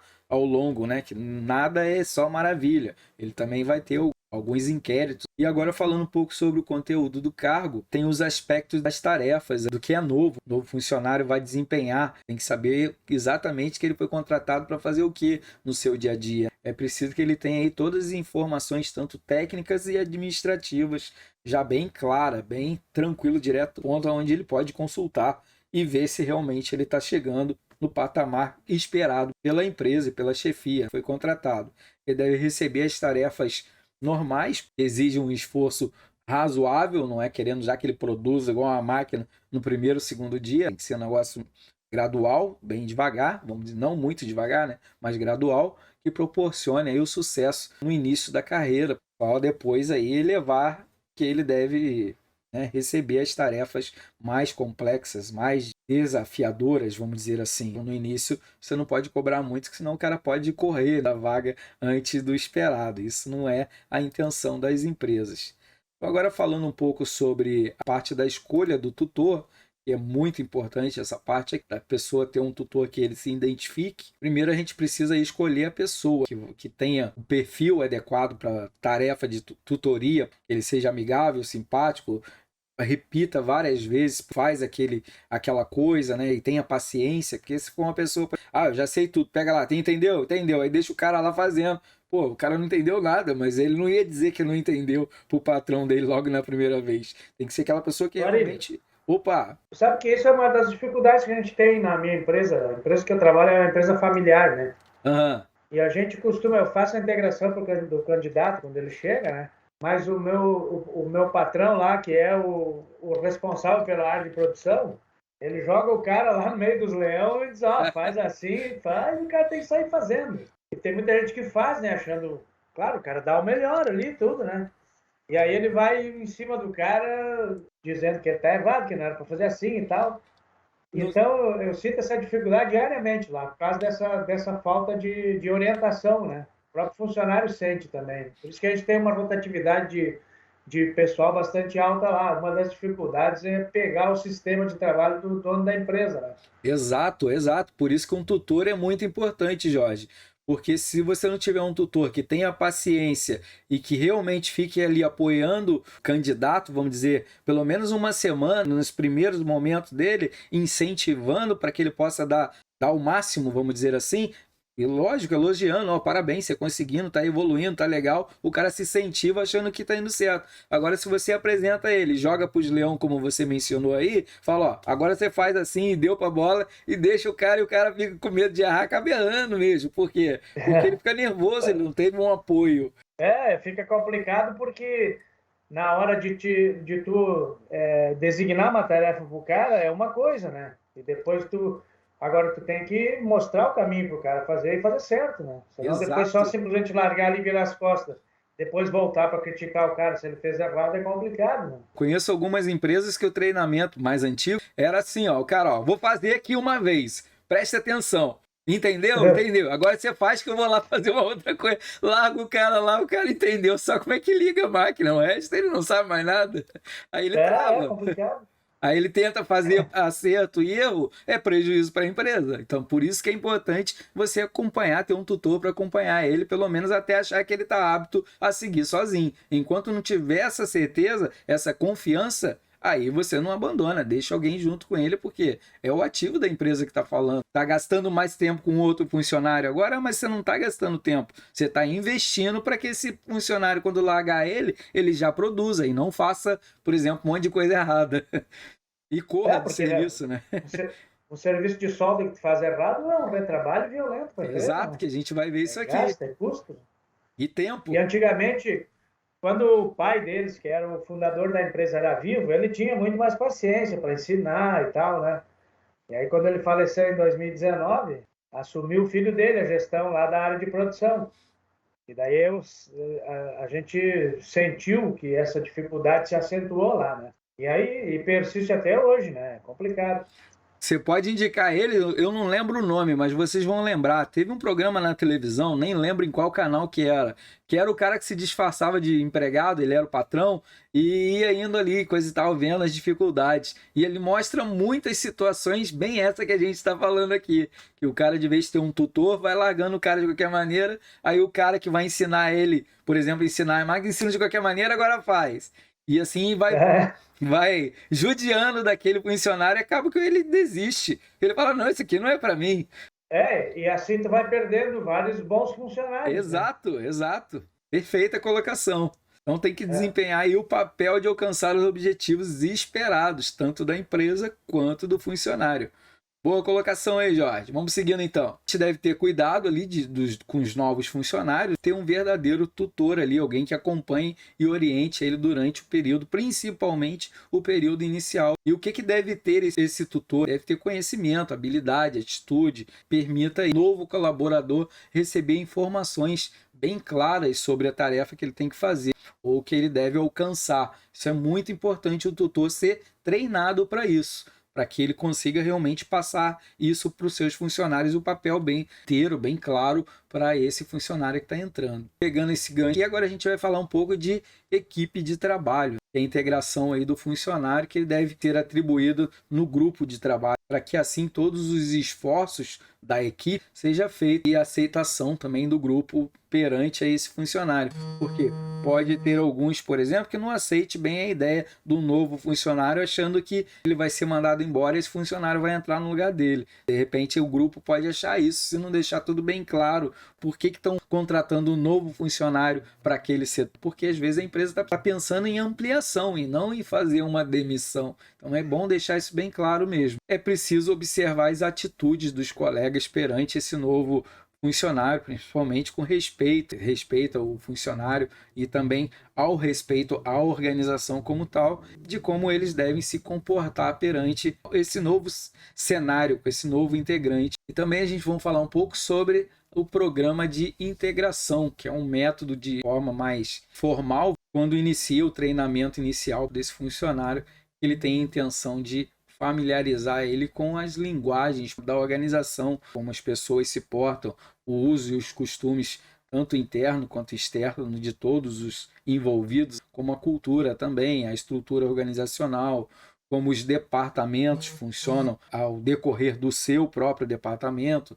os principais produtos que a empresa produz ou modifica, ou mesmo serviço, e também a missão da organização, os objetivos. Isso o funcionário já tem que entrar já sabendo disso tudo, né? Porque na entrevista pode ser que perguntam, você sabe aí quais são a visão, a missão, a estrutura da empresa? E de repente o cara nem sabe disso. Pode ser que pergunte, então é bom você investigar a empresa antes, você dá uma olhada no currículo, no site da empresa, que geralmente elas têm, e ali já diz tudo isso, né? Muito conhecido pelas organizações como programa de indução, onde a pessoa está sendo inserida num novo grupo. Integração nada mais é do que informar, né, um novo empregado e os objetivos, tanto das políticas da empresa, os seus benefícios, seja bem claro para ele, as normas que a empresa tem, as práticas que ele tem que fazer, com horários, né, de trabalho. Quem é quem dentro da empresa, quem é o dono, quem é o gestor, cara que é operador de máquina, é bom ele saber, quem é a cozinheira, é bom ele saber todo mundo, quem que é quem, o que cada um faz, como funciona, os serviços de apoio, o que é permitido ou o que não é. Não é permitido vir de brinco no trabalho, porque a gente trabalha com maquinário e pode ser que enganche numa máquina lá e dá um problema, então pede para tirar tudo. Tem alguns, por exemplo, empresa que não pode trabalhar de anel, tem que tirar, porque trabalha com maquinário, com lã, e pode engatar e puxar o braço da pessoa para dentro. Então tem várias coisas aí para eles saberem realmente o que ele pode ser utilizado, o que não pode, tipo de vestimento, não pode ir de short, não pode ir de tênis, tem que ir de sapato, porque se trabalha na área comercial, você vai lidar com empresários, depende de muita coisa. Então as atitudes principalmente comportamentais que a gente espera desse funcionário dentro daquele cenário que ele vai ser inserido. A gente vai ver aí uma figura, um programa de integração e socialização, para a gente ter uma ideia mais ou menos do que eu estou falando aqui mais claro, e fica melhor para vocês visualizarem e dar uma percorrida aí os assuntos organizacionais, produtos e serviços oferecidos pela organização, os benefícios, e é bom ele saber o dia de pagamento, ou o dia que aquele vale de adiantamento, a partir de quando ele pode pedir, o relacionamento, os deveres do novo participante, tipo as metas, os resultados que ele precisa alcançar, ou que esperam que ele alcance. Tem tudo isso aí que aqui dá para a gente dar uma olhada legal. Vou trazer um outro aqui para complementar. O manual do empregado da organização, aí traz ali quais são seus benefícios, o que precisa ele conhecer, e assim vem bem ao encontro ao resumo que a gente estava falando. Então, as vantagens desse programa de integração têm como os objetivos reduzir a ansiedade das pessoas, geralmente provocada pelo receio da falha no trabalho. O cara não foi muito claro com as suas metas, com o que ele tem que fazer, né? Geralmente provocado aí o receio pela falha do trabalho, através das dúvidas sobre a sua capacidade em realizar as atividades, porque não foi muito bem treinado, o cara não explicou direito, foi designada as tarefas, mas o cara mostrou uma vez só. Reduzir a rotatividade, essa é a intenção da empresa, normalmente acontece no período inicial do trabalho, que a pessoa mais desiste mesmo, principalmente nos primeiros 90 dias, que geralmente é o prazo aí de experiência, o pessoal ou fica ou corre, tem essa. E economizar tempo também, tem essa intenção aí, que é colaborar com o desempenho da pessoa, com as suas atividades. A ideia é essa. O menor tempo possível se espera o retorno desse funcionário. Então, quanto mais a pessoa conseguir treinar ele e ter certeza que ele vai, realmente, aí a pessoa libera ele, mas a empresa quer que ele já produza rapidamente. O Felipe disse ali, ó, professor, eu trabalho na John Deere. Eita, John Deere, deve ser isso, né? Lá tu começa a trabalhar, depois recebe praticamente todo o treinamento e ainda tem um padrinho. Olha que massa isso, que fica acompanhando durante o período. Pô, aí é ouro, né? Você trabalhar num lugar assim, porque te dá uma confiança, né? Qualquer coisa que você pede, que você tenha dúvida, tem o cara ali que é o seu padrinho, no caso, que é o tutor, né? Que vai te orientando onde você tem que ir, quem você tem que perguntar, como vai fazer. Ah, não entendi, pode fazer de novo? O cara faz várias vezes e aí sim, Felipe, incentiva o cara a passar os 90 dias e permanecer na empresa. Agora, quando não tem isso, faz que nem a empresa do João ali, igual o chefão dele lá, aí o cara tem vontade de correr mesmo, né? Porque, ó, é assim, assado, ó, ali tá a máquina, ali tá os funcionários, te vira. Aí o cara realmente não tem intimidade com ninguém, ele vai ter coragem de pedir, ô, vem cá me explicar? Ele não vai ter isso. Ele vai tentar fazer por conta própria e vai acabar caindo ao erro. Aí, primeira vez que ele errar, ele vai tentar de novo, vai errar de novo, ele vai falar, isso aqui não é para mim. Na verdade, não é que não é para ele. Ele não teve um tutor e um treinamento que incentivasse ele fazia da maneira certa. Bem essa aí. Leonir, inclusive a gente teve casos lá de funcionários que eu fiz a integração com o cara de manhã, de tarde, o cara, na hora do almoço, o cara saiu para almoçar e não voltou mais. Simplesmente desapareceu. Até hoje, né? Para ver que isso realmente é real, acontece, né? Não tem o que fazer.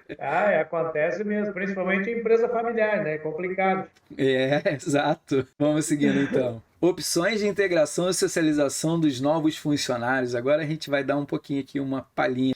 Vamos falar do termo mais formal, que tem a integração, a gente viu, ou a informal, que aí é mais íntima essa coisa. E o informal coloca aí o funcionário imediatamente no cargo. Você já chega aí, ó, toma aí o que te mandaram, informalmente, que nem lá no João, né? E quando tem lá o formal, não, já é uma coisa mais técnica, vamos dizer, mais profissional. Então ainda tem o individual coletivo, que pode ser socializado individualmente ou no grupo, como o serviço militar, porque aí você já chega no grupo uniforme, ou variável, exemplo aqui dos estágios em etapa, que vai estabelecer várias etapas. Tem também o seriado, ou redômico, que é utilizado em treinamento para encorajar o novo funcionário, estilo ali o do Felipe, e os funcionários ficam à vontade para atuar por conta própria. Fugir um pouquinho do Felipe, mas ali ele vai ter uma certa liberdade, né, para ele perguntar e coisa e tal. Tem o reforço e a eliminação, que o reforça e apoia certas qualidades e também certas qualificações desse novo funcionário. Eles vão abordando essas habilidades que ele tem. E a eliminação de tentar eliminar certas características indesejáveis. Por isso que quando vai selecionar um tutor, é muito importante eles saberem se esse tutor ele tem realmente uma habilidade para que ele possa ser um bom tutor. Porque às vezes ele vem, tipo, ele é um cara que está na empresa há muitos anos, mas ele é um moleque, vamos dizer assim, falando numa palavra mais agressiva, né? Que ele, de vez em ensinar o cara da maneira certa, ele fica fazendo pegadinha com o cara, faz o cara passar por um monte de situações desconfortáveis. Aí o cara acaba correndo. Então, pô, não está sendo nada profissional, né? Isso pode fazer que o funcionário corra a empresa. Então, ele não pode ser assim, tem que ser profissional. Realmente ser um tutor que tenha responsabilidade e não queira pregar peças no novo funcionário. E a gente vai entrando assim, então, no tópico 4. Beleza. Tópico 4 aqui, a gente vai ter treinamento, desenvolvimento de pessoas. E agora a gente vai falar um pouco sobre as necessidades que as pessoas têm em desenvolver ou tentar desenvolver profissionalmente, tanto pessoal quanto profissionalmente. Então, as mudanças mais estruturadas organizacionais estão modificando por uma velocidade muito rápida, tremenda mesmo. Assim, os seus colaboradores eles precisam aprender e desaprender o tempo todo, né? Ou reaprender ainda de novo a como você aprender, porque às vezes você está tanto tempo sem habilidades, enfrentar umas novas situações que você acaba tendo que rever aquilo que você já estudou continuamente. E isso é normal. É que nem a gente vê quando vou dar uma comparação de uma série que a gente gosta. Às vezes a gente olha a mesma série 3 vezes, porque ela é tão boa e a gente tem uma necessidade de aprendizado daquilo que acaba você vendo ela de novo. Igual a série que a gente tinha falado aí dos Homens de Terno. Pô, já é a terceira vez que eu tô vendo a mesma série. Por quê? Eu sempre aprendo alguma coisa nova com ela. E assim a gente, mesma coisa no nosso mundo acadêmico. Vocês, por exemplo, quando tem essa possibilidade, igual a gente está tendo, de gravar a aula e vocês poderem rever a aula, muitas vezes, pô, eu já fiz isso muitas vezes, de ter passado já na prova, de estar formado e às vezes lá me vendo em outros vídeos que eu já tinha visto para poder relembrar daquele assunto. Porque aqui a gente vai pegar uma teoria, mas em algum momento da nossa vida profissional a gente vai acabar utilizando aquela técnica e a gente sabe onde buscar. Então, para isso que serve, a gente rever e aí vai fixando o nosso conhecimento. Um treinamento não é o custo, a empresa não pode pensar assim, mas sim um investimento aí, altíssimo retorno. Treinamento é importantíssimo realmente, principalmente constante. Vamos falar conceitos agora, um pouco de treinamento. Conceitos de treinamento. Que entender algumas coisas aqui sobre esse conceito aí, o de aprendizado, possibilita fixar novos conhecimentos e habilidades, atitudes, que permite a gente desenvolver trabalho de uma nova maneira. Não tem só uma forma, por exemplo, de você desenvolver uma atividade. Você pode ter outras habilidades ao decorrer do conhecimento que vocês vão adquirindo aí, principalmente para resolver problemas em situações turbulentas, críticas. Tendo esse treinamento, tudo fica mais fácil, abre mais portas, mais opções. Então, o treinamento ele ajuda no desenvolvimento do conhecimento e habilidades na atitude, como a gente viu lá em cima, mas numa determinada tarefa ou serviço, ela pode contribuir com o desenvolvimento permanente, principalmente na área da educação e das partes funcionais, financeiras. Pode aumentar a eficiência, a eficácia, o desempenho profissional, pode contribuir para a melhoria dos resultados não só do funcionário como pessoa, mas também com certeza da empresa, é um ganha-ganha dos dois lados. A educação que vocês estão fazendo hoje, que traz dentro para fora as potencialidades da pessoa como um todo, né? Você está investindo no seu eu, no seu próprio. Você pode até a falência, a empresa também, mas se você tiver conhecimento, você se levanta de novo, muito tranquilo, não se apavora, porque você sabe que sabe aquilo que você sabe realmente sabe. Então isso daí vai te abrir portas de todas as formas. Vai muito além do conhecimento técnico. Ajuda aí a desenvolver novas atitudes, soluções, ideias, conceitos. Ajuda também a modificar os seus hábitos, comportamentos. Ela torna as pessoas muito mais eficazes naquilo que elas vão realizar, né? Então isso aí é show de bola. Invistam em vocês. Conhecimento, então, é fundamental, tanto para o trabalho quanto para a empresa. A chave do desenvolvimento, aí, vamos dizer assim, leva a empresa a obter melhores resultados, adicionando valor e gerando riquezas. Boa, lindo isso aqui. Se tornam pessoas mais produtivas, criativas, inovadoras, contribuindo a um melhor objetivo organizacional, agregando os valores tanto nas pessoas, principalmente nas organizações, que vai refletir diretamente aos clientes. Então tudo vai funcionando, todo mundo vai ganhando. Vamos ver aí uma imagem que provoca mudanças nas pessoas, na organização, através de treinamentos. Vamos ver aqui, ó. Ver se eu trouxe ela aqui. Acabou que eu falei um pouco da agilidade, coisa e tal, já passei, mas bem tranquilo para vocês dando uma olhada aqui numas informações que a gente vai trazendo. Mas a imagem que eu vou trazer é as mudanças através de treinamento. Ela aumenta o conhecimento das pessoas, melhora as suas habilidades, as destrezas, o desenvolver, modifica o comportamento e eleva o nível de abstrações, desenvolvimento dos conceitos. E aqui fica mais claro um pouquinho, trazendo para a gente a contribuição do contexto que a gente falou. Agora falando um pouco de processos de treinamento, que vai trazer para a gente o diagnóstico das necessidades de treinamento. A gente pode dizer que é uma situação chave para a empresa, principalmente, né? Que ela tem a necessidade que pode aí classificar as partes do passado, do presente, do futuro. Significa aí entre o que é ou como deveria ser, ou ainda se perguntar como realmente é. Ela vai te trazendo para todas essas colocações temporal para dentro da empresa, conhecimento, e através desses métodos de levantamento de necessidade de treinamento que a empresa provavelmente vai ter, que são os vários métodos existentes que a gente vai dissertar de cada um hoje. Sendo que hoje a gente pode determinar as habilidades para estabelecer uma estratégia de treinamento também dentro da empresa contínuo, como eu tinha mencionado lá nos primeiros tópicos, que algumas empresas estão indo para essa área de estratégia de treinamento com seus próprios funcionários dentro da própria empresa, fazendo startups dentro da própria empresa e assim encontrando os talentos na empresa. Para elas é tudo de bom, uma estratégia de treinamento. Primeiro a gente precisa observar fatores dos produtos rejeitados, dificuldades da estrutura interna, avaliação do desempenho das pessoas, os custos elevados, para que possa fazer uma estratégia para enxugar isso tudo, né? Colocar um profissional, por exemplo, numa nova profissão, desenvolver uma nova estrutura, diminuir esses custos que estão tão elevados, né? Após ouvir todos os funcionários, os próprios funcionários, sobre as necessidades de treinamento, seria aí validar ele no momento, uma válida ação. Porque quem é que vai saber se precisa de um treinamento ou não na empresa ou qual setor? São os funcionários, eles que estão trabalhando lá. Eles que vão te dizer, ó, nesse setor a gente está sentindo dificuldade disso, disso, disso. A gente acha que tendo um profissional aqui que possa vir de fora e treinar a gente numa visão diferenciada, pode enriquecer. Ou ainda pode ser, a gente quer que alguém treine a gente, que já esteja há muito tempo de casa, domina, mas que ensina a gente melhor, porque ele sabe muita coisa, mas ele não tem o costume de passar o que ele sabe pra gente, e a gente trava. Fica sempre dependendo daquela pessoa. Pode ser um treinamento interno ou externo nesses dois contextos que eu acabei de falar com vocês aqui. Então, o treinamento ele pode ser feito de várias formas, mas aqui a gente vai dar 4 níveis de análise, por exemplo. Análise organizacional, que vai verificar os aspectos da missão, da visão, os objetivos estratégicos que a empresa tem. O treinamento deve atender, direcionar para esse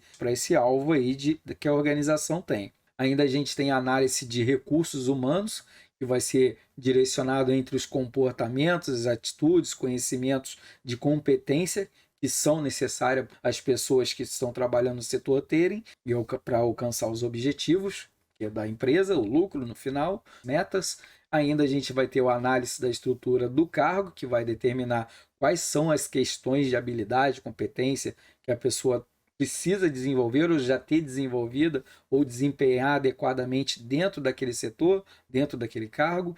E para finalizar, a quarta aqui, que é a análise de treinamento, traz ali qual é o critério de avaliação que a empresa vai adotar, a eficiência e eficácia que a gente deve ter aí para esses programas de treinamento. Vai ser de que forma que realmente ele vai trazer um resultado. Então aqui a gente vai ter os indicadores de necessidade de treinamento, quando a empresa realmente está indicando ali, ó, precisa de uma atualização, né? Precisa de um treinamento. Então devemos observar ali os indicadores, tanto aí como ela saiu no passado e como a projeção para o futuro. Por exemplo, se eu tive um problema de pessoas numa determinada época, eu já sei que no futuro eu vou ter esse mesmo problema naquela tal época. Por exemplo, uma época comemorativa, onde aumenta a produção. Por exemplo, quem trabalha com ovos de Páscoa produz o ano inteiro, mas tem uma época que eles precisam triplicar, né, a situação. Aí precisa encontrar matéria-prima, que é o cacau. Toda essa questão, ele tem que observar qual é o problema que eles tiveram no ano anterior para que eles possam fazer a projeção para o ano seguinte. E assim eles consigam ter aí um melhor, né, observar esses relatórios de resultados que tiveram para ter uma avaliação de desempenho, como os aspectos estruturais de máquinas ou equipamento, instalações, contratação de pessoas, problemas de manutenção que eles tiveram no passado, aproveitamento no quadro do espaço físico, trabalhar em 3 turnos em vez de 1, pode aproveitar o mesmo espaço, mas o que a gente pode falar aí?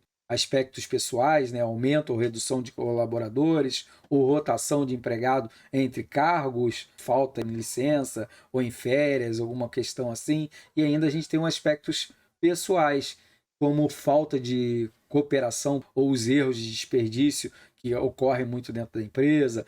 Tem bastante acidente de trabalho. Como que a gente pode fazer para reduzir isso? Afastamento por doença. Quem trabalha no frigorífico, a pessoa fica doente muito rápido. Ou ainda, cliente mal atendido. Pode ter essas variações aqui, vai trazer os aspectos também que podem ser avaliados e devem, os estruturais, como alteração ou método de trabalho que foi alterado por causa de uma mudança de gerência, ou uma mudança de programação de produção por causa do maquinário ou do novo cliente que quer um produto um pouco diferente, ou aquisição de um novo equipamento que tem que ter um treinamento para que ele possa realmente dar 100% do que ele é capaz com as novas tecnologias, ou novos produtos, serviços, várias coisas que eles podem, vamos dizer, analisar para trazer uma contribuição de melhoria. Então, por isso que é importante o passado para que você possa prever o futuro e não passar pela mesma questão que passaram. Então, a gente vai ter agora a elaboração do programa de treinamento. Ele deve estar ligado aí às necessidades na etapa anterior, porque a gente estava mencionando ali os responsáveis pelos recursos humanos. Ele deve analisar quais ações devem ser desenvolvidas, tanto para melhorar ou não, né? Que não está bom, por exemplo, ou prevenir e manter o que já está bom, melhor ainda, o que já está bom. Eu não consigo melhorar agora porque não tenho recurso, mas se eu conseguir manter assim para ano que vem já está ótimo. Aí beleza. O mesmo quadro de funcionário, com a mesma produção, deu um bom resultado, a quantidade de lucro não é tão alta, mas dá para sobreviver tranquilo. Tá bom assim? Beleza. Então dá um tempo até esperar realmente o mercado se manter. Ainda identificar quais objetivos que o treinamento ele deve alcançar, que todo treinamento tem que ter um objetivo por trás, não pode ter um treinamento somente por ter um objetivo que é obter mais habilidades, mais conhecimentos para se transformar em lucro. Então, quem e quando deve ser treinado, qual vai ser o perfil desse treinador, tem que ser interno ou eu tenho que contratar de fora, quais recursos, por exemplo, financeiro, vai ser necessário para me contratar, uma palestra de alguém, um palestrante de outro lugar renomado dentro do assunto, ou qual vai ser conduzida, como vai ser conduzida, vai ser no auditório, vai ser em outro local fora da empresa, ou internamente ou externamente, quem vai ser os instrutores, ou a equipe que vai ajudar, vai ser interna ou externa, qual material didático eu vou ter que utilizar, retroprojetor, quadro, vai ter que tipo. Aqui a gente falando disso, qual vai ser os recursos didáticos dos treinamentos. Os responsáveis pelo treinamento eles vão precisar, por exemplo, deixar bem claro os recursos didáticos que ele vai ter que usar, os recursos pedagógicos, que vai alcançar a sua ideia para alcançar o objetivo. Exemplo, o seu recursos audiovisuais, qual que ele vai usar, imagem, vídeo, vai ter isso na apresentação? Vai. Então ele precisa de um retroprojetor, teleconferência, que de repente ele vai fazer online, que nem nós estamos fazendo aqui, ou ainda vai ser uma comunicação eletrônica junto com o e-mail, tecnologia multimídia, ou um local de realização, que a empresa não dá, tem que alugar um lugar. Tem várias aí que ele tem que colocar tudo na ponta do lápis. E a implementação e condução do programa de treinamento, como que ele vai ser inserido. Então, geralmente é utilizado duas técnicas para transmitir informações para as pessoas, geralmente. A de leitura, que é o mais utilizado aí para transmitir informações, você lê lá o que precisa, né? Tem as vantagens, o instrutor ele vai expor uma quantidade máxima de informação dentro de um determinado tempo, e tem as desvantagens desse sistema, né, de leitura, por exemplo, que é meio mão única, né? Então, posteriormente, nenhuma oportunidade aí para eles poderem praticar. Eles só vão ter ali um folheto de informação e leu e vai entrar e talvez sair aqui e não vai acabar fixando. E ainda a gente tem o outro, que é a instrução programada, que são técnicas utilizadas para programação de treinamentos, sem a presença aí de um instrutor. Tem as vantagens que pode ser computadorizada. Essa aula que a gente está tendo depois vai ser gravada. Quem quiser rever, pode rever. Nesse caso aqui, que não vai precisar da minha presença, que a gente já fez a gravação. E aí os funcionários eles podem aprender em seu tempo, na sua casa, ou quem sabe aí imediatamente, igual a gente está fazendo agora, acertando aí ou errando, dependendo do seu contexto. Então, as desvantagens que não apresenta a resposta ao treinamento. Por exemplo, quem for ver meu vídeo não vai interagir, que nem aqui o João fez, a Jaqueline fez, e a gente não vai saber se realmente ele está presente ou simplesmente ligou o vídeo ali e diz que está presente, mas não está. Está enganando ele mesmo. Para nós, a gente está fazendo a nossa parte. Então essa é a questão aí, que não tem como a gente mensurar isso. Se ele está ali, tudo diz que está presente, né? Então, técnicas para desenvolver habilidades em programas de treinamento. Tem técnicas, ninguém aprende fazendo treinamentos do nada, né? Ele geralmente fez pelo menos um curso ou dois sobre isso, né? Tem muitas formas de você fazer isso, mas as mais utilizadas é o treinamento do próprio cargo, alguém que já está dentro da profissão, próprio local de trabalho.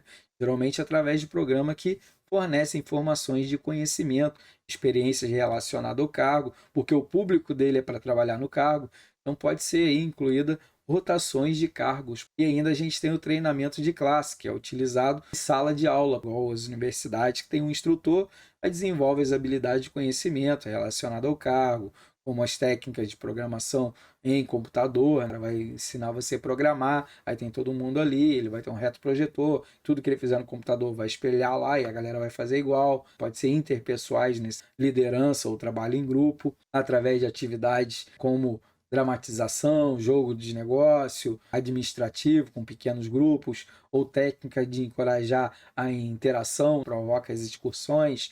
Tinha até um outro programa também, que eu não lembro mais o nome, que o pessoal fazia técnicas de grupo e via como quem tinha que finalizar, acabar primeiro era o vencedor, mas na verdade o objetivo nem era quem acabava primeiro, é como as pessoas faziam para ajudar as outras pessoas, porque as ferramentas eram trocadas. Um tinha a chave 10, outro tinha a chave 12, e assim ia. Então ia vendo como que eles trabalhavam não só em grupo, mas como em equipe em todo. Então são técnicas que tem aí que são maravilhosas e você consegue ver quem que se destaca no total, né? Ainda a gente tem aplicações de teoria e aprendizado ao treinamento, que aí os funcionários eles devem estar aí motivados, ter vontade de aprender, né? Simplesmente tem um treinamento, beleza, show, vamos lá. Não, tem vontade de aprender porque ele sabe que ele vai aplicar aquilo, né? Então está capacitado para aprender, possuir certas aptidões para aprender assuntos dos mais variados, mais complexos, né? E ainda a aplicação da prática, lembrando que aumenta o desempenho do treinamento. Se você tem a prática, tudo flui mais. Então, por isso que quando a gente tem a teoria, eu falo para vocês tentarem aplicar isso na prática, que aí vocês conseguem fixar legal. Por que o paper lá ele pede para vocês terem uma prática? Porque é isso que eles querem trazer para vocês. A teoria que vocês estão estudando, aplicando na prática, fazendo a entrevista, vendo um problema realmente da empresa que está acontecendo e você tentar arrumar a solução para ele. Então aqui você já está fazendo um treinamento sem perceber. Então, além da confiança, foi aprendido que a gente vai ter materiais de treinamento em tempo a ser significativo dentro do contexto do material que eles vão utilizar.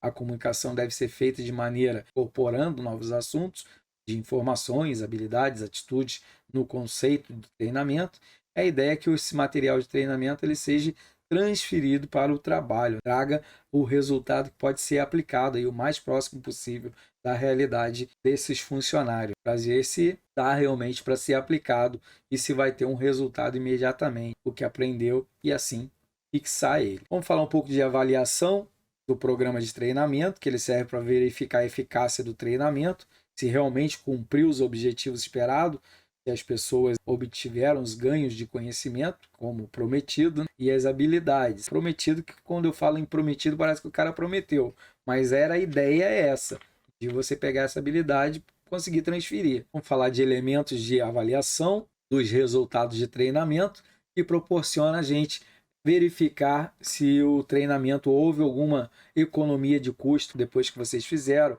ou de um variável, operação administrativa ou econômica no tempo, se a pessoa está conseguindo executar aquela mesma tarefa num tempo menor, se teve uma melhoria, por exemplo, de qualidade do produto ou produtiva mesmo, satisfação dos próprios funcionários na redução de trabalho, né? Para ver se realmente esse treinamento teve um resultado. Se não teve, ele já sabe que aquele treinamento pode ser descartado ou tem que ser reformulado, para que aí sim possa ter um resultado esperado pela empresa. Depois a gente vai ter as avaliações desses resultados, como esperado, como eu mencionei em cima ali, do treinamento, né? Verificar o grau de melhoria alcançado. Depois dele é que eles vão ver se realmente teve um aumento da eficácia organizacional, ou se teve uma melhoria na imagem da empresa, no clima organizacional, que era meio turbulento, agora está todo mundo na paz e amor entre as empresas e os funcionários. O atendimento ao cliente se melhorou, porque tinha muita reclamação nessa área, das pessoas serem antipáticas. Não, aí já mudou do cenário depois do treinamento, aí diminuiu a redução ali de rotatividade das pessoas, ficaram as pessoas mais tempo naquela vaga, aumento da eficácia ali do individual ou do grupo, teve aí uma relevância até alcançar as metas, elevação dos conhecimentos do grupo todo, principalmente sobre as mudanças de atitude, de comportamento. Então tudo isso vai influindo aí a qualidade de vida no trabalho, a redução de acidente no trabalho também depois de um treinamento, fazer realmente que o funcionário dê um valor para os seus equipamentos de segurança, a redução aí o índice de manutenção de máquinas e equipamento, fazer a prevenção, parar uma máquina para trocar uma correia, botar um óleo, trocar ali o rolamento, não esperar aquilo escangalhar e assim prejudicar outras peças. Fazer ali saber que aquela máquina tem que fazer uma prevenção ela a cada, 8 meses e realmente fazer, trocar, né? E não deixá-la ir até o final. E assim a gente vai terminando essa parte desse tópico aqui, a gente vai entrando num outro tópico, que é o tópico 5, meu povo.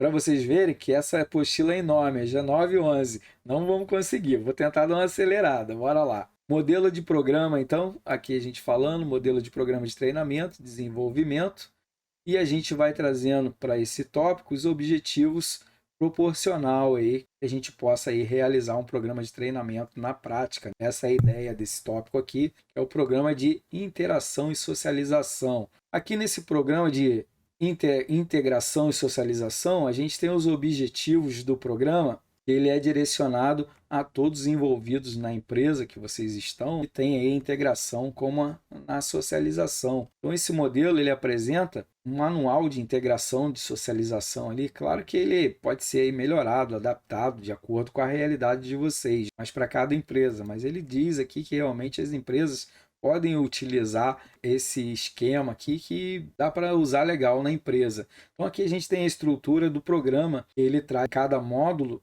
um instrumento diferente, né? Então tem o manual básico conceito, ele traz as informações teóricas e práticas, o manual do instrutor, que demonstra aí como o instrutor ele deve conduzir esse programa de treinamento, os testes de aprendizado, que mede o resultado de treinamento, e o programa como um todo, que pode ser desenvolvido, os recursos da própria empresa. Então a gente vai ter ainda, complementando a aplicação desse programa, que deve preparar ali os instrutores, tanto supervisão, a chefia, a área técnica, que vão ser os mentores desse sistema, que vão estar sempre junto com essa equipe para poder conseguir fazer que esse resultado do treinamento tenha ênfase.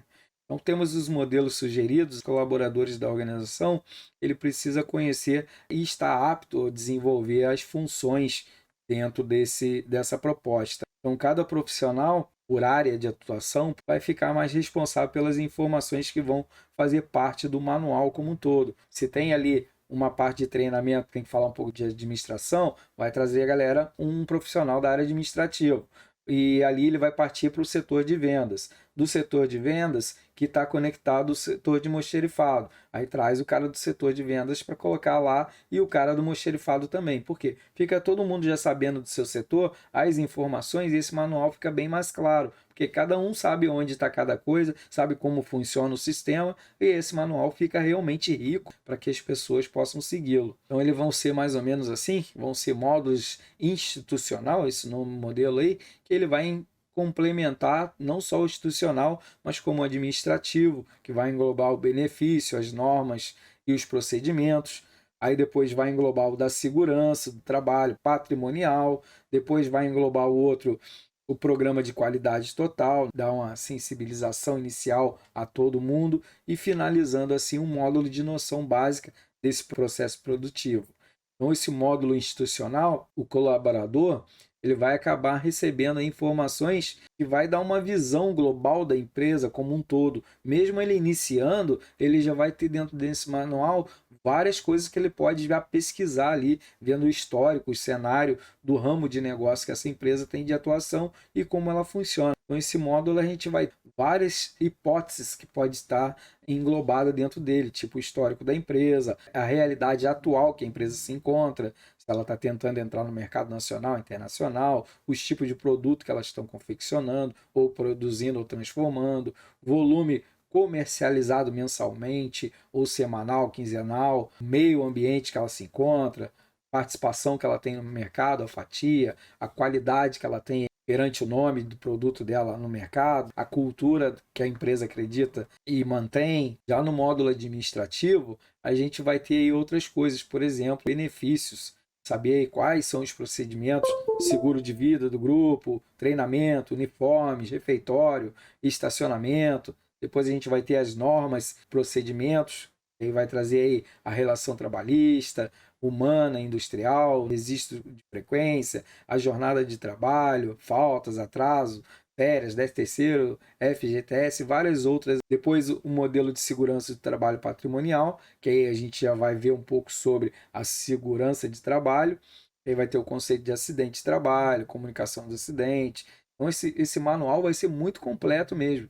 Vai ter ali equipamentos de proteção individual, que é IPI, né, que a gente estava falando, vai identificar o risco, avaliação do risco existente, identificação do IPI apropriado ou quando é impróprio também. É bom as pessoas fazerem, porque às vezes está tendo utilização dele de forma errônea, equipamento de proteção, riscos de acidente, e assim a gente vai elaborando ele. Limpeza da organização, vai ter ali o CIPA também, que é a Comissão Interna de Prevenção de Acidentes. Então, trazer curso, palestra para os funcionários, isso sim, constantemente, porque isso pode trazer um prejuízo para a empresa por falta de informações.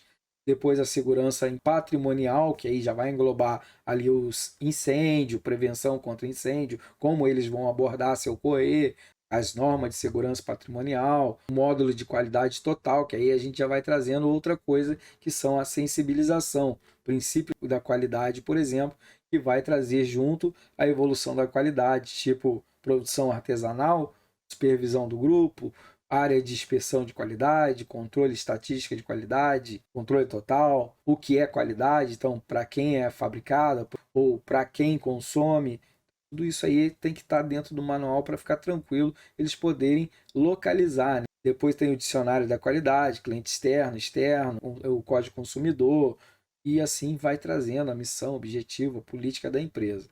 Depois a gente vai ter um módulo, que aí já fala sobre as noções básicas do procedimento produtivo, que aí traz as operações, descrição das operações, das orientações gerais da empresa, sobre todas as operações produtivas que a empresa possui, que elas tendem ao mercado, e assim a gente vai finalizando esse tópico. E como vocês viram, deu uma corrida para ver se a gente consegue finalizar ela. E aí a gente vai entrando no sistema de remuneração tradicional, que ele vai trazendo o tópico 6. Dentro desse tópico 6, a gente tem aqui algumas coisas para a gente dar uma olhada, e é a elaboração do plano administração e de salário. Isso é bem interessante também, que a gente queria ter mais tempo para falar sobre ela, né? Então a gente considera os cargos do sistema de remuneração, a remuneração ela sendo como estratégia, tudo baseado nas habilidades e competência e resultado alcançado. Geralmente as pessoas elas vão ser motivadas pelo quê? Pelo salário, né? Isso aí motiva bastante, né? Esses aspectos financeiros ou materiais também podem ser trazidos para essa elaboração aqui. Então a gente sabe que a remuneração ela obedece os padrões de avaliação do cargo e que se aplica para todos os funcionários. Eles terem realmente uma parte onde eles vão pensar em conjunto, saber que é uma coisa justa para todos os envolvidos. Um conhecimento conhecido como sistema de cargo de salário, administração de cargo-salário, composto aí por uma remuneração geralmente fixa, baseado no valor que o cargo representa dentro da organização. Então, essa empresa, dentro desse manual, ela se baseia na pesquisa salarial do mercado, tá? No mercado, né? Para comparar aí a realidade interna e externa da empresa, a fim de atrair, manter, motivar os funcionários, as pessoas que já estão trabalhando dentro da empresa, não achar que está ganhando menos que o mercado está pagando, né? Então é interessante aqui essa parte, a empresa está sempre atualizada dentro dessa pesquisa. Então a empresa ela precisa aí estruturar sua estratégia visando as tendências do mercado, rever as atividades, as funções e o salário que está sendo pago aí pelas suas concorrentes, né? E a remuneração estratégica ela foi introduzida por um motivo, né? Sendo a de valorizar as competências, as habilidades e os resultados alcançados das pessoas que estão sendo remuneradas aí pelo seu potencial, pelo seu estudo, pela sua qualificação e os resultados que elas obtêm perante a empresa, que elas conseguem alcançar metas, trazer lucros e assim vai, né? Então, esse sistema de benefício ele procura melhorar as condições dos serviços e a melhoria da qualidade, né, da vida dos colaboradores. Se você tem aí um monte de benefício, pô, é claro que sua vida vai ser mais confortável. Além de seu salário, você tem aí o plano de metas, tem vários outros planos que a gente vai ver já mais à frente um pouquinho. Então, falando aqui de remuneração tradicional, sistema de cargos salariais, e tem aí o conceito de remuneração tradicional, que é baseado pelo salário praticado pelo mercado, como a gente viu aí anteriormente nos tópicos anteriores. Então aqui a gente tem os objetivos gerais de remuneração mais tradicional, que aí é a justiça salarial para todos, que seja tem um patamar para todos os funcionários de igual pensamento, um equilíbrio salarial tanto externo quanto externo, atrair e fixar as pessoas qualificadas e competentes, criar oportunidades profissionais, principalmente de cargo de carreira, contribuir aí para as relações trabalhistas, ainda fornecer o clima organizacional que você realmente te atrai a trabalhar lá. E por que implantar um sistema de remuneração? Para que a empresa saiba aí que pode estar pagando um salário muito abaixo do que o concorrente. Isso pode ocasionar de risco de perda de funcionários, de profissionais para sua concorrência. Por isso que é importante elas correrem atrás e ver quanto que a concorrência está pagando e ela ficar pagando bem ali, um pouco acima, dar umas condições para que a pessoa não se interesse em sair da empresa. Ou ainda pagando um salário muito acima do que deveria, afetando aí os custos da empresa. Ela tem que ficar mais ou menos num equilíbrio, né? Definir o valor do salário para um funcionário novo. Quanto que ele vai entrar ganhando o salário de uma pessoa que já está lá há 5 anos?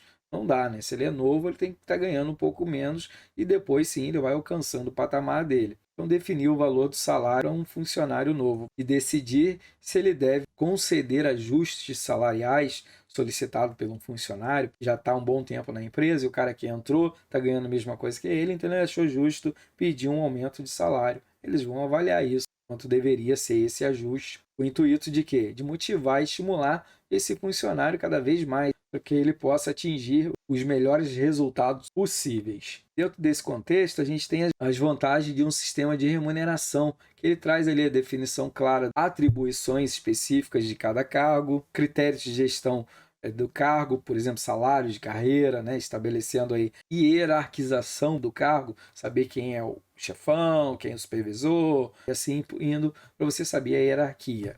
Eliminar cargos desnecessários, que não tem mais necessidade. Num primeiro momento até tinha, mas depois não precisou mais, então modificar, tirar esse cargo, menores custos com a manutenção de pessoa possível, reter os talentos, né? Então manter eles dentro da empresa, valorizar e estimular o crescimento deles, aumentar o salário racional, por exemplo, com base em critérios para todos dentro da empresa, que seja igual, elevação da satisfação e a motivação dos colaboradores, tanto na questão de qualidade e produtividade dos produtos, serviços prestados, interno e externamente, e ainda a definição do processo promoção diferenciada aí de outras empresas ou de transferência, contribuindo aí para o treinamento e desenvolvimento das pessoas.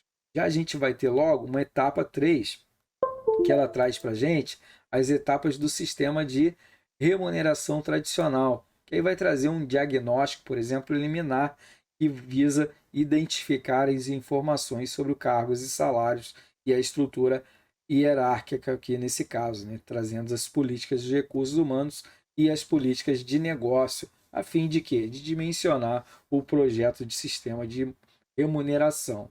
Então, falando de remuneração, a gente vai falando do planejamento e a divulgação desse projeto de remuneração, que é tão importante. Ele traz nas atividades a serem desenvolvida uma fase de planejamento construído na elaboração do cronograma. Ele vai preparar aí das formas de divulgação, como que ela vai ser, definir a definição das responsabilidades, discussão do projeto com as gerências, quem vai aprovar junto com a diretoria, divulgar ainda, que pode ser feito aí através de palestras, de audiovisuais explicativos ou de livretos, reunião com as chefias, mais os subordinados, pode ser de diversas formas.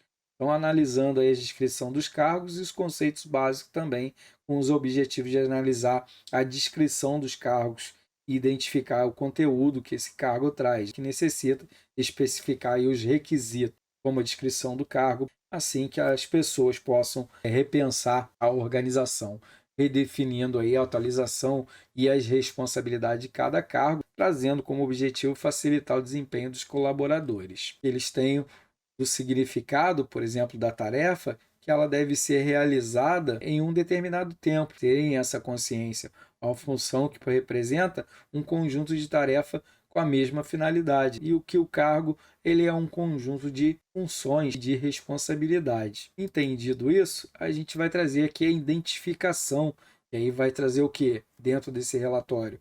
O título do cargo, qual vai ser o código do cargo e da área de atuação. No sumário, a gente pode trazer a descrição resumida de determinado cargo, como ele vai ser utilizado para anunciar as novas vagas, onde ele vai ser.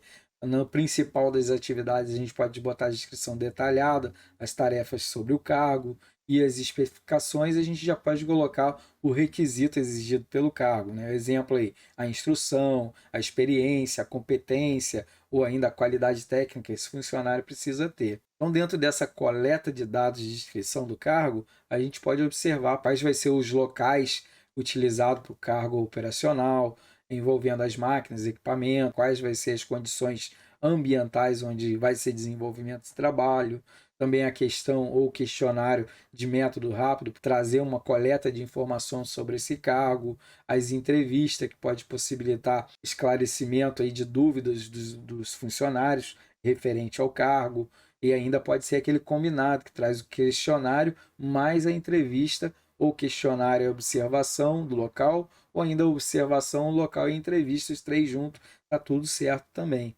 Depende da estrutura da organização. E ainda a gente tem a redação, que ele traz ali objetiva e sucinta, compreensível e completa, enfocar o que faz, o que deveria fazer e a responsabilidade pela essa redação toda, né? Então, desenvolvê-la legal. Ainda vai ser aí a parte do questionário, que ele deve ser elaborado para cada hierarquia da empresa, considerando os requisitos de cada cargo. Então, trazer uma instrução que seja bem clara para quem vai responder elas. Muito bem. Então, da entrevista, a gente tem o entrevistador, que deve preparar para a entrevista, né? Evitar aí o preconceito, principalmente, desligar aí dos problemas pessoais, né, não trazer o envolvimento, elaborar a entrevista especificando a finalidade dos objetivos e ainda analisar o tipo de entrevistado e os aspectos relevantes, como conseguir informações numa entrevista, fazer perguntas, redação e descrição do cargo. A gente pode até trazer aqui uma outra questão, de uma tabela aqui do exemplo da descrição do cargo, um modelo, tá bem superficial mesmo, mas para quem quiser ver, depois pausa o vídeo e assim vocês vão. Vou passando uma outra aqui, que senão não vai dar tempo. Então agora eu estou dando a corrida aqui para ver se eu consigo terminar, tá, meu povo? Bora lá. E aí a revisão de aprovação também, que aí é a descrição do cargo, que ele deve ser submetido aí à apreciação do gestor na área. E ainda trazendo um UNE para colaborar, que a gente vai falar um pouco de avaliação do cargo. Passamos aí pelo levantamento da descrição, né, dos cargos, e agora a gente vai falar um pouco sobre a hierarquia do cargo, a valorização relativa ao cargo. O processo de avaliação é avaliado das oportunidades, por exemplo, desempenho do cargo, uniformizar aí o entendimento, ou ainda os diretores, supervisores, gerentes, em relação da estrutura do cargo como um todo. Então, se ele aí vai conseguir estabelecer a estrutura salarial que vai determinar o salário que vai ser pago a determinados cargos. Para isso, a gente precisa definir alguns procedimentos, cargo-chave, por exemplo, que é uma amostra do cargo mais representativo do grupo a ser avaliado, e menos importante, o comitê de avaliação de cargo, por exemplo, composto pelo gerente dos recursos humanos, gerente do comitê que deve ser treinado e aspectos relacionados à avaliação, o método de avaliação do cargo, que vai trazendo dentro dessa tabela que eu trouxe aí no fundo. Então, cada cargo deve ser avaliado, o esforço exigido, a responsabilidade, considerando o conteúdo do cargo, os métodos mais conhecidos, hierarquização, que são também o escalonamento, vai escalar aí, vai fazer um rodízio de funcionários, conhecido como ordenamento, um dos métodos mais simples, geralmente utilizado pela empresa para comparar um cargo ao outro, e a gente trouxe essa tabela aí escalonada simples, a escalonada de associação de pares. Beleza, então dá para a gente dar uma olhada no grau de pré-determinado. Os cargos são avaliados por enquadramento ou comparação dentro desse esquema aqui. Então, antes da gente avaliar, a gente precisa definir as características da escala, né? Que deve ser aí especificados os aspectos do conjunto do cargo em avaliação, como a ordem de crescimento, a intensidade, por exemplo, da importância. Exemplo, a gente tem aqui um grau de definição. Ele vai trazendo aqui para a gente uma comparação dos fatores que ela serve para evitar as dúvidas e serve para distinguir o que? Os demais. Cada componente ele deve ser considerado para o efeito de avaliação, como requisitos mentais, os físicos, responsabilidade, condições de trabalho. Para isso a gente precisa o quê? Ver o cargo, né? Que ele seja especificado, então, antes de começar a avaliação, para evitar avaliações erradas. Então, o primeiro fator a gente tem requisitos mentais, depois no segundo, o requisito físico, o terceiro, as responsabilidades, que eu já estou dando uma passada, que eu já tinha falado ele anteriormente, condições de trabalho, ambiente, local de trabalho, se é ali à disposição produtos nocivos, perigosos, tem toda aquela parte ali de conforto, ou doença, ou acidente de trabalho constante. Então, isso daí que eles podem levar em conta quando vai fazer essa avaliação de quanto vai ser o valor pago por essa atividade. E o sistema de ponto tem o método de avaliação, considera o complexo ou se é demorado. Aí precisa de um conhecimento bem especializado na área. Eles podem ser avaliados por partes relevantes aí que vai permitir estabelecer o valor do cargo em si e os fatores dos graus que compõem o mundo ou manual da avaliação. Conta com os cargos avaliativos em ordem crescente aí, vendo os pontos obtidos para conhecer a hierarquia do cargo e a seleção dos valores de avaliação, instrução, por exemplo, que visa avaliar a escolaridade necessária ou ainda a experiência, o tempo necessário de prática que o empregado precisa ter, a iniciativa, que é a capacidade de apresentar soluções, a responsabilidade por decisão, por análise, por contato mantido pelo empregado para desempenhar essas funções, responsabilidade por dados confidenciais, por exemplo, ele é responsável por fazer a entrevista dos funcionários, ele não pode espalhar essas informações, né, que a gente tinha visto lá em cima. responsabilidade da supervisão, precisa ali de um grau incompleto, primeiro grau incompleto, condições de que o trabalho vai ser realizado, onde ele vai exercer, a complexidade das tarefas, então se vai ser repetido, vai ser padronizado. Exemplo aí de estudo diz aqui, ó, vamos imaginar que estamos implantando um plano de carga salarial e os fatores na definição dos fatores devem conter a escala de crescimento e intensidade. Aí tem ali, né, primeiro grau, curso superior, mestrado, doutorado. Aí aqui essa tabela ela vai trazendo o grau de complexidade que tem dentro desse setor e uma tabela de avaliação ali que dá para a gente tendo uma ideia. Então, a fórmula para o cálculo para você chegar nesse contexto. Depois a gente tem o ponto mínimo de mais graus de intervalo. Quanto maior o nível de instrução, melhor. O manual de avaliação, prefácio. A gente vai ter ainda instrução, que aí traz uma outra tabela. Iniciativa, vamos ver mais o que a gente tem aí. Complexidade de tarefas, esforço visual, esforço físico. Tem uma outra tabela aqui, só para complementar. Aí, responsabilidade de economia. Deixa eu ver mais o que a gente tem. Responsabilidade por supervisão. E temos aí a avaliação e as condições ambientais do local de trabalho, que aí vai considerar a frequência dos elementos como frio, calor, ruído, a sujeira, também pode ser aí a umidade, a vibração ou a iluminação do local, que não está muito boa, ou algum gás, por exemplo, que prejudica a saúde, né? Poeira, graxa, vários ambientes que a gente vai ver que pode ser um pouco desconfortável, né? Pode tornar o trabalho desagradável. Então, dentro desse contexto, a gente vai avaliando esses graus que tem aí da área de trabalho. A gente ainda tem um comitê de avaliações de cargo, que ele deve ser realizado por um comitê geralmente formado por profissionais da área, que devem ser treinados com antecedência e deve receber todas as descrições que serão avaliadas com antecedência para o comitê, que o comitê ele deve ter o mesmo nível de hierarquia, por exemplo,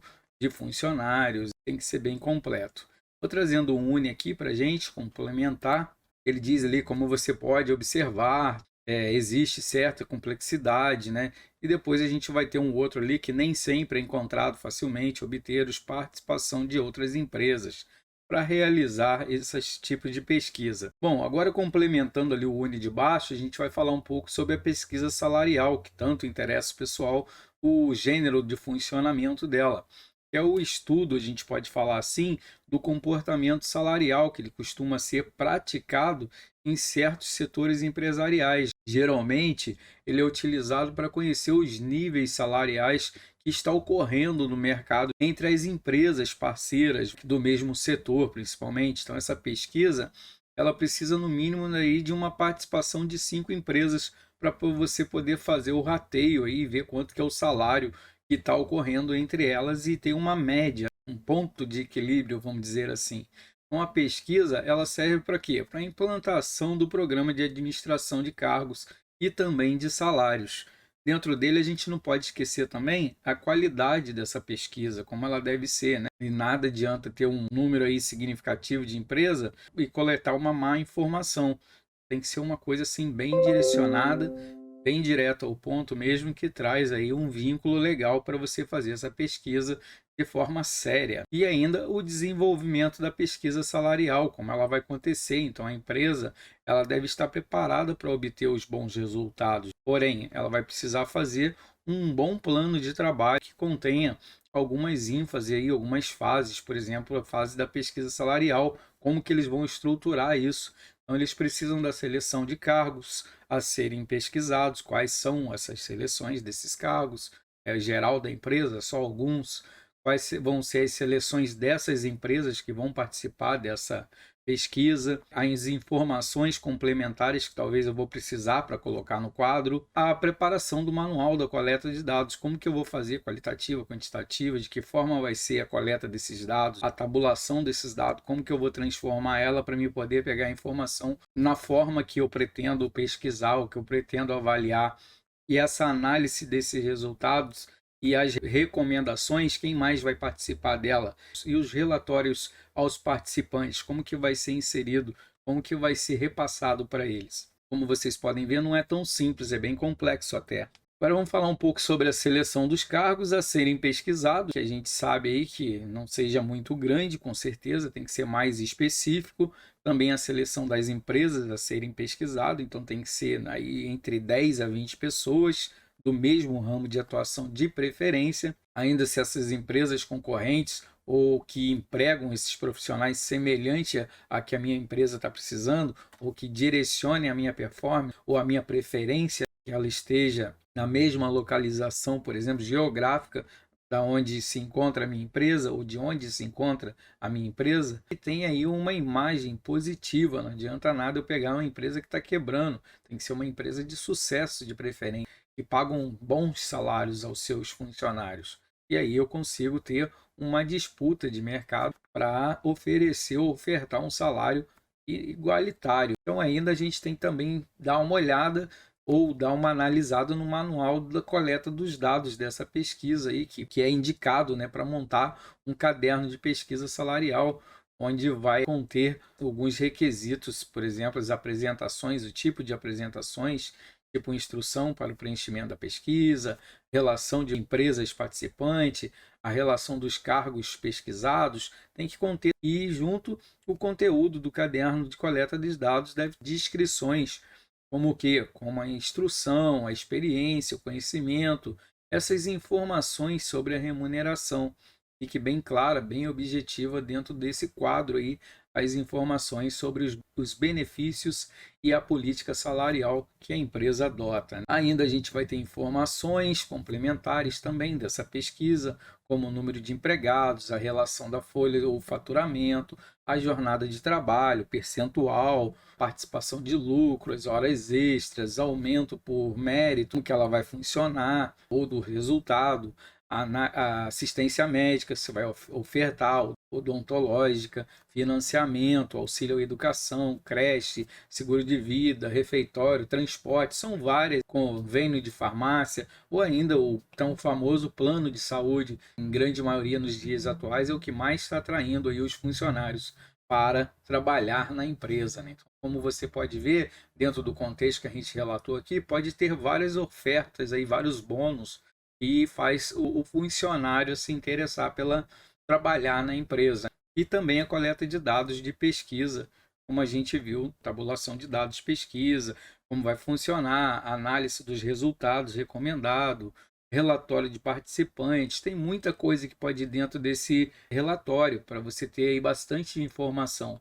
Tratamento estatístico, por exemplo, de empregado e de pesquisa salarial, você também pode pesquisar isso. Tem até uma matrizinha ali de conta para a gente fazer, que ele vai trazendo para a gente como você inserir esses dados na tabela.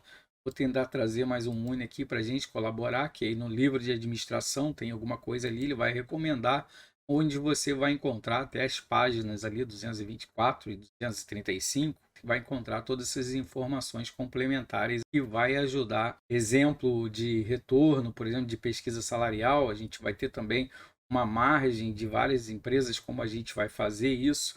Eu não sei se eu trouxe essa tabelinha, mas eu deveria ter colocado ela, se eu não coloquei, porque ela é bem importante para a gente analisar aqui a nossa colocação. E ainda, eu trouxe sim, olha, aqui ela mostra bem legal para a gente, cargo, a empresa A, B e C, e ela traz ali o mensageiro, telefonista, traz várias profissões, como que é a frequência salarial em cada empresa. E assim dá para você perceber quanto que seria a média salarial de cada funcionário. Então, dentro dessa estrutura salarial, a gente tem aí a escolha dos salários ou a tabela salarial que vai ajudar a gente a formar o nosso valor, o nosso preço de mercado. E tem mais uma parte dessa tabela que vai ajudar aí vocês olharem mais a fundo aqui essas informações. E claro, isso aqui só tem algumas informações perante ela que vai trazendo informações complementares para vir o encontro que a gente está falando. Vou arrematar aqui com mais uma tabelinha que vai dar o grupo salarial, o intervalo de pontos para você poder fazer a soma depois e a tabela salarial que a gente viu lá em cima do nível 1, 2, 3 e 4, que pode ser modificado conforme a pontuação que vai vindo, que ele vai complementando dentro do seu cadastro ali de requisitos para a vaga. É muito interessante aqui vocês avaliarem dessa forma aqui, que fica igualitário para todo mundo, fica justo. Então, as políticas de administração salarial também, a gente vai trazer um outro único, ele vai complementar o momento que a empresa define a estratégia para a administração desse sistema de remuneração. Ele traz aqui um complemento que dá para a gente basear mais ou menos ao encontro que a gente está falando. Então, sobre essas definições, seria o quê? Um conjunto de normas e procedimentos referente à gestão e o programa de cargo e salário. Ainda a gente tem para que serve a importância desse manual ou de normas de procedimentos de política de administração salarial. Ele serve para quê? Para orientar ou fazer uma uniformidade de aplicação desse sistema de cargos salariais aplicado na aplicação da política salariais justa e igualitária para todos os funcionários. Então ninguém fica na desvantagem, porque vai ver por ali pelas tabelas sobre os cursos que tem, sobre as suas formações, as suas experiências, que a pontuação é contada daquela forma e não por cargo de confiança. Então é bem interessante visualizar por esta visão aqui. E os itens que devem constar nesse manual da administração salarial, a gente vê aí que são os valores de mercado a ser seguido, que geralmente a gente já fez a pesquisa nas outras empresas, então a média do mercado ali, ou 10% acima da média que você pode ofertar, se você está precisando muito desses funcionários e de repente até a possibilidade dele sair de uma empresa e vir trabalhar conosco, a realização da pesquisa salarial, como que ela vai ser uma vez só, vai ser frequente, a cada 6 meses, como que vai funcionar, como que eu vou fazer para atualizar essa tabela salarial conforme essa pesquisa nova, o porte da empresa, como que é de 100 funcionários, 300 funcionários, como que funciona, é nacional, multinacional, qual é a região, a sua aplicabilidade da pesquisa, como que vai funcionar, vai ser exatamente assim, por quantidade, por vários dados, a promoção, como que eu vou incentivar a promoção do funcionário na sua linha de carreira profissional, salário de admissão, quando começar ganhando, quando ele é um novo ou está novo no cargo, alterações salariais dentro de um período de experiência, depois que ele passar, a responsabilidade da diretoria, da gerência ou supervisão, e ainda os recursos humanos, claro, né, que vai contar ali para a elaboração da alteração salarial, vezes o desempenho dos funcionários, que isso também pode ser destacado. E ainda um modelo de manual de normas e procedimentos, que vai trazer nada mais isso do que a política de administração salarial da empresa Y, empresa X, ou empresa, como a gente viu ali, que pode trazer várias segmentações. E da promoção pode ser que ela seja vertical, que são os aumentos concedidos aos colaboradores ou os grupos de salários mais superiores, ou ainda pode ser aí horizontal, e aí geralmente é concedido para quem? Para os funcionários que apresentam aprimoramento de seus conhecimentos e também das suas habilidades importantes para aí que deve aumentar, deve obedecer o intervalo, por exemplo, para ser reavaliado de 12 meses e reavalia como que está sendo a trajetória desse funcionário, se ele está tendo aí uma evolução. A transferência de cargo também é muito importante, um cargo do mesmo nível de responsabilidade e complexidade um pouco maior, talvez, ou do mesmo grupo salarial, também é bem importante visualizar dentro desse ângulo para estar no nosso contexto do relatório lá. E classificação do cargo, o que seria isso?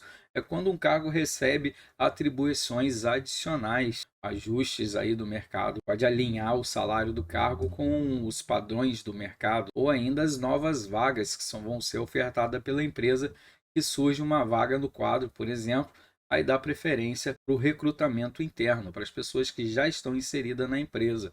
E os cargos, as condições gerenciais, elas devem ser definidas algumas responsabilidades da diretoria, que deve decidir pela aprovação ou não dos enquadramentos salariais, promoções e transferências.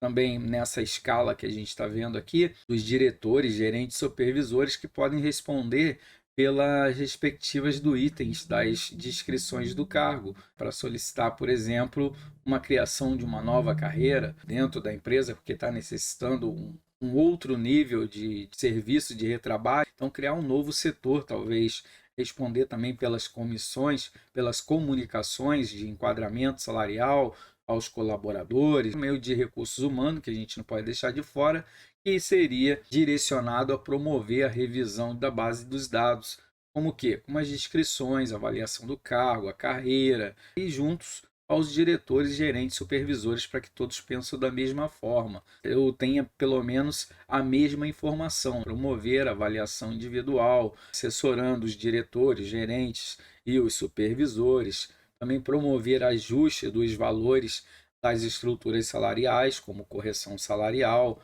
Pode ser também uma auditoria, pode aí ser auditada periodicamente em diversos departamentos, para que mantenha um alinhamento, as mesmas informações, veja como está rodando, se está de acordo com o planejamento, e o enquadramento salarial, que vai permitir calcular os impactos financeiros, analisando os casos críticos, por exemplo. Beleza, então dentro desse contexto eu vou trazer um modelo de enquadramento salarial aqui para a gente ter uma ideia do que a gente falou até agora. Muito bem, então aqui também a gente percebe que tem os mensageiros, desenhista, pontos de avaliação, salário, ela é bem parecida com a outra que a gente visualizou, porém ali tem o proposto, salário proposto, a diferença que na outra não tinha, então ele traz umas informações novas, que claro que essa situação que a gente está fazendo aqui é fictícia, não é uma tabela real nos dias atuais, ela é mais ou menos para a gente entender a nossa colocação, entendeu? Mostrar como realiza o enquadramento dos empregados na organização, na estruturação da descrição do cargo e utilizando essa tabela para avaliação dos pontos salariais, de pesquisas salariais, da escala, da tabela salarial, que é essa que a gente está trabalhando aqui. E assim a gente finaliza. Agora a gente vai entrar para o tópico 7, que é o último tópico aqui. Estou trazendo ele para vocês aqui no entorno, que a gente vai trabalhar o sistema de remuneração estratégico por habilidades e competência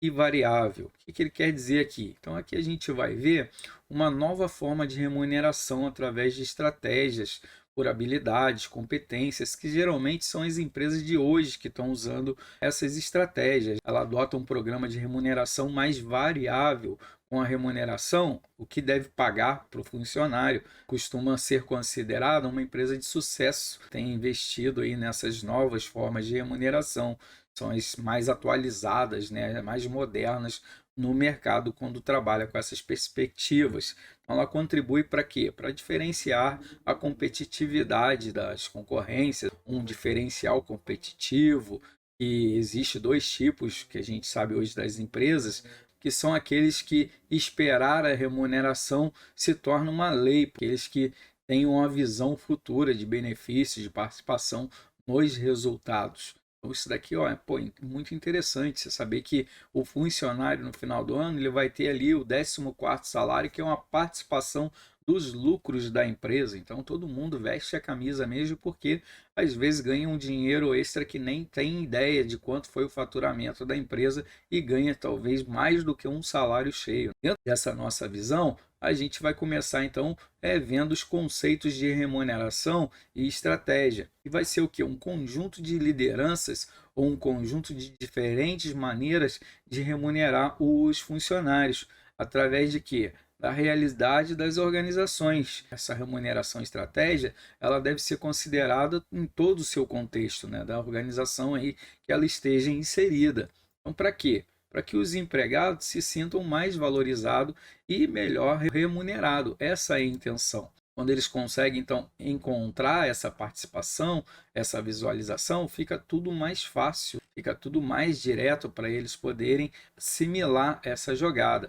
Então aqui a gente vai entrar agora nos conceitos de remuneração já mais direcionado para estratégia. O que a gente vai ver? A gente pode definir isso como um conjunto de diferentes maneiras de remunerar o funcionário através da realidade da organização. Remuneração estratégica, ela deve ser considerada como um contexto como um todo. As organizações elas estejam inseridas para que os empregados se sintam mais valorizados e melhor remunerados para incentivá-los, né?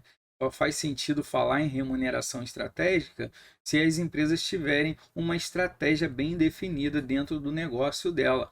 Então aqui a gente vai seguir no aspecto chave para essa definição estratégia de remuneração. Então esses aspectos a gente pode seguir alguns exemplos, por exemplo, de alguns pontos importantes a serem avaliados. Então, a cultura da empresa em relação à aceitação e à disposição de correr riscos, por exemplo, a filosofia de gestão da empresa nas áreas de negócio e dos recursos humanos, ainda situações econômicas financeiras, estágio de desenvolvimento ou a idade da organização da empresa, perfil dos principais executivos, como que eles são, como que é o perfil de cada um, né? Ele é inovador, ele é mais antigo, ele é aquele cara que não se atualiza muito, não é muito participativo, como que é o perfil? Como a gente vai ver, tem muitos perfis profissionais, a gente vai ver carreiras profissionais em outra apostila e a gente vai trabalhar bastante essas concepções. Aqui também a gente vai ter um outro único que vai trazer aí algo para a gente, mas agora a gente vai entrar nas etapas para a implantação desse sistema de remuneração estratégica. Ela vai fazer o diagnóstico da empresa, levantar informações inerentes à posição da organização, os pontos fortes e os pontos fracos desse sistema, para o quê? Para utilizar as estratégias, poder fazer um estilo gerencial e também a estrutura conforme a estrutura da empresa.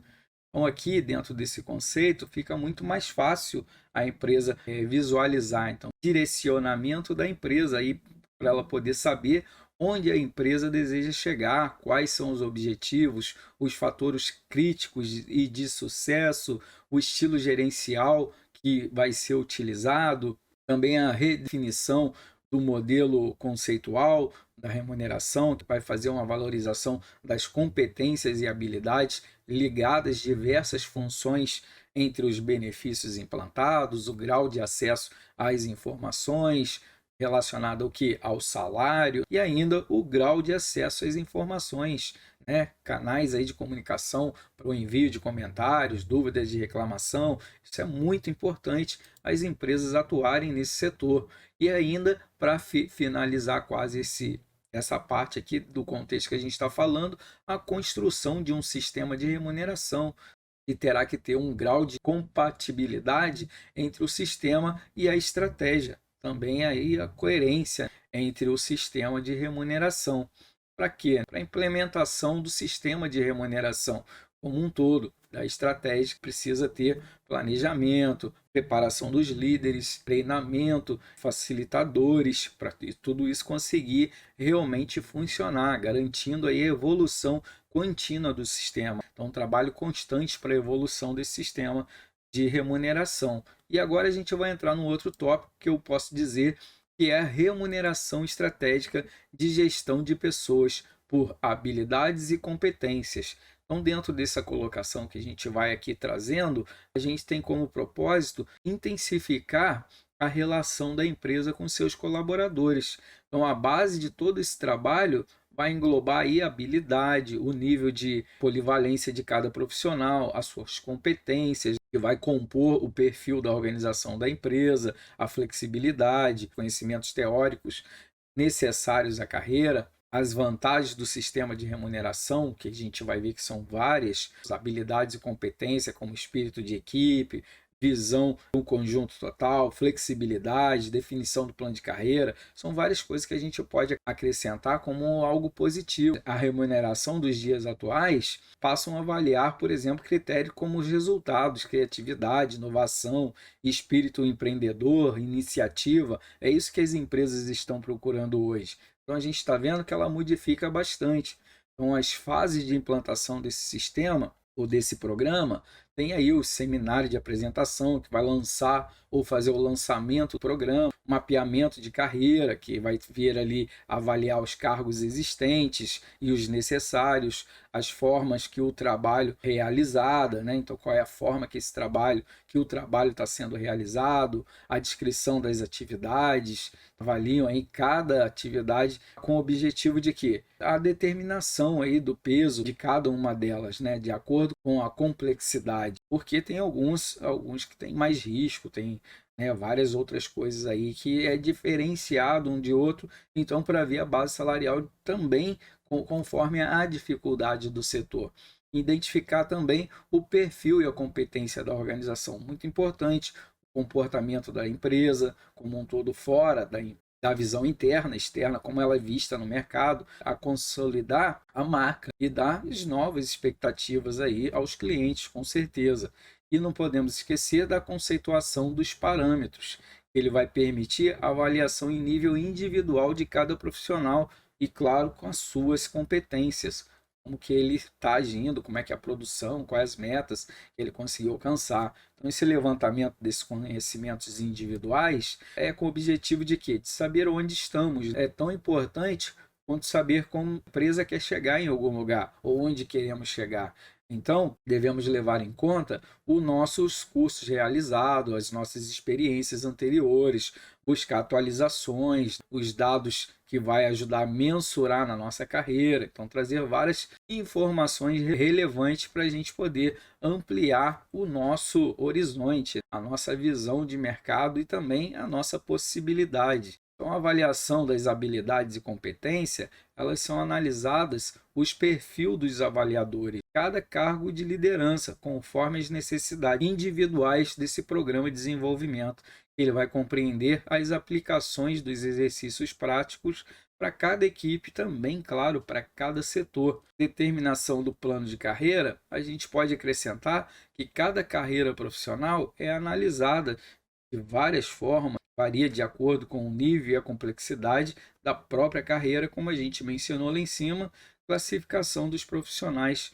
Claro que a gente também tem que ver do plano de carreira, que os profissionais são enquadrados, né, em novos níveis, observando aí os pré-requisitos, salários participativos ou praticados na empresa atualmente, e a divulgação desse resultado para que todos fiquem sabendo como funciona, todos que eu digo quem? Os colaboradores que terão acesso às informações de todo o trabalho, como funciona não só o que eles têm que fazer, mas também os planos salariais, os benefícios, bônus. Então, esse projeto vai fornecer informações, né, de conhecimento individual para cada colaborador, também as habilidades, conhecimentos técnicos aplicados que eles deverão ter em cada setor e as competências e atitudes que a empresa espera dele. Assim fica mais fácil da pessoa se encontrar, se localizar e assim visualizar ela como um todo. Então aqui Xavenato ele traz aqui a consolidação das leis do trabalho.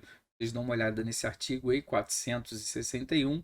Ele é bem interessante, ele vem ao encontro a tudo isso que a gente... Falando ainda de remuneração variável, a gente é um conjunto, pode dizer que é um conjunto de diferentes formas de remuneração ou de recompensa oferecidas, como pagamento de prêmios, comissões, incentivos, sempre com base nas metas alcançadas, que as empresas geralmente gostam de trabalhar com esse sistema que funciona muito bem de metas. É mais adotado hoje nas áreas de vendas e de produção, cargos estratégicos para poder alavancar o sistema da empresa, né? Então, o incentivo ele ajuda a identificar oportunidades para melhorar tanto o desempenho de cada área como de cada carreira, ajuda a gente a ter uma evolução. Então, a gente tem aqui os principais objetivos de remuneração variável, porque ela não é fixa, que estabelece um vínculo de desempenho com as recompensas, partilhar os bons e maus resultados com todos da empresa, né, com os operacionais, os recursos que fazem a empresa funcionar, e aí transformando custos fixos em variável, e também pode ajudar a ter uma mudança para a empresa. E os motivos para implementação da remuneração variável são vários aí motivos que a gente pode falar aqui para essa implementação. Por exemplo, a maior vantagem hoje é a satisfação tanto do empregado quanto do empregador, né? Ambos vão estar ganhando, onde ambos ganham, ganha-ganha. Por quê? Quando a empresa está ganhando, está lucrando, automaticamente isso reflete no funcionário, porque ele tem uma participação do lucro, ele também vai ficar mais produtivo, mais satisfeito, e assim ele vai tentar sempre alcançar as metas. E a empresa com isso sai ganhando quando o funcionário está feliz. Então todos ganham. As vantagens de aplicação do PPLR, que a gente vai chamar ele assim, a cultura participativa do trabalho em equipe, melhoria da qualidade, redução dos gastos, incentivo às inovações de produtos, engajamento de relação aos objetivos a longo prazo da empresa, incentiva as ações, a inovação, o foco dos resultados, são várias coisas que ele traz de benefício para essa questão. Sem a gente esquecer de falar da remuneração variável, dos indicadores e metas de desempenho, que são importantíssimas. Ela deve ser definida por indicadores e metas de desempenho também, com objetivo também dentro da estratégia da empresa. Então, essas metas elas precisam ser bem claras, né, adequadas.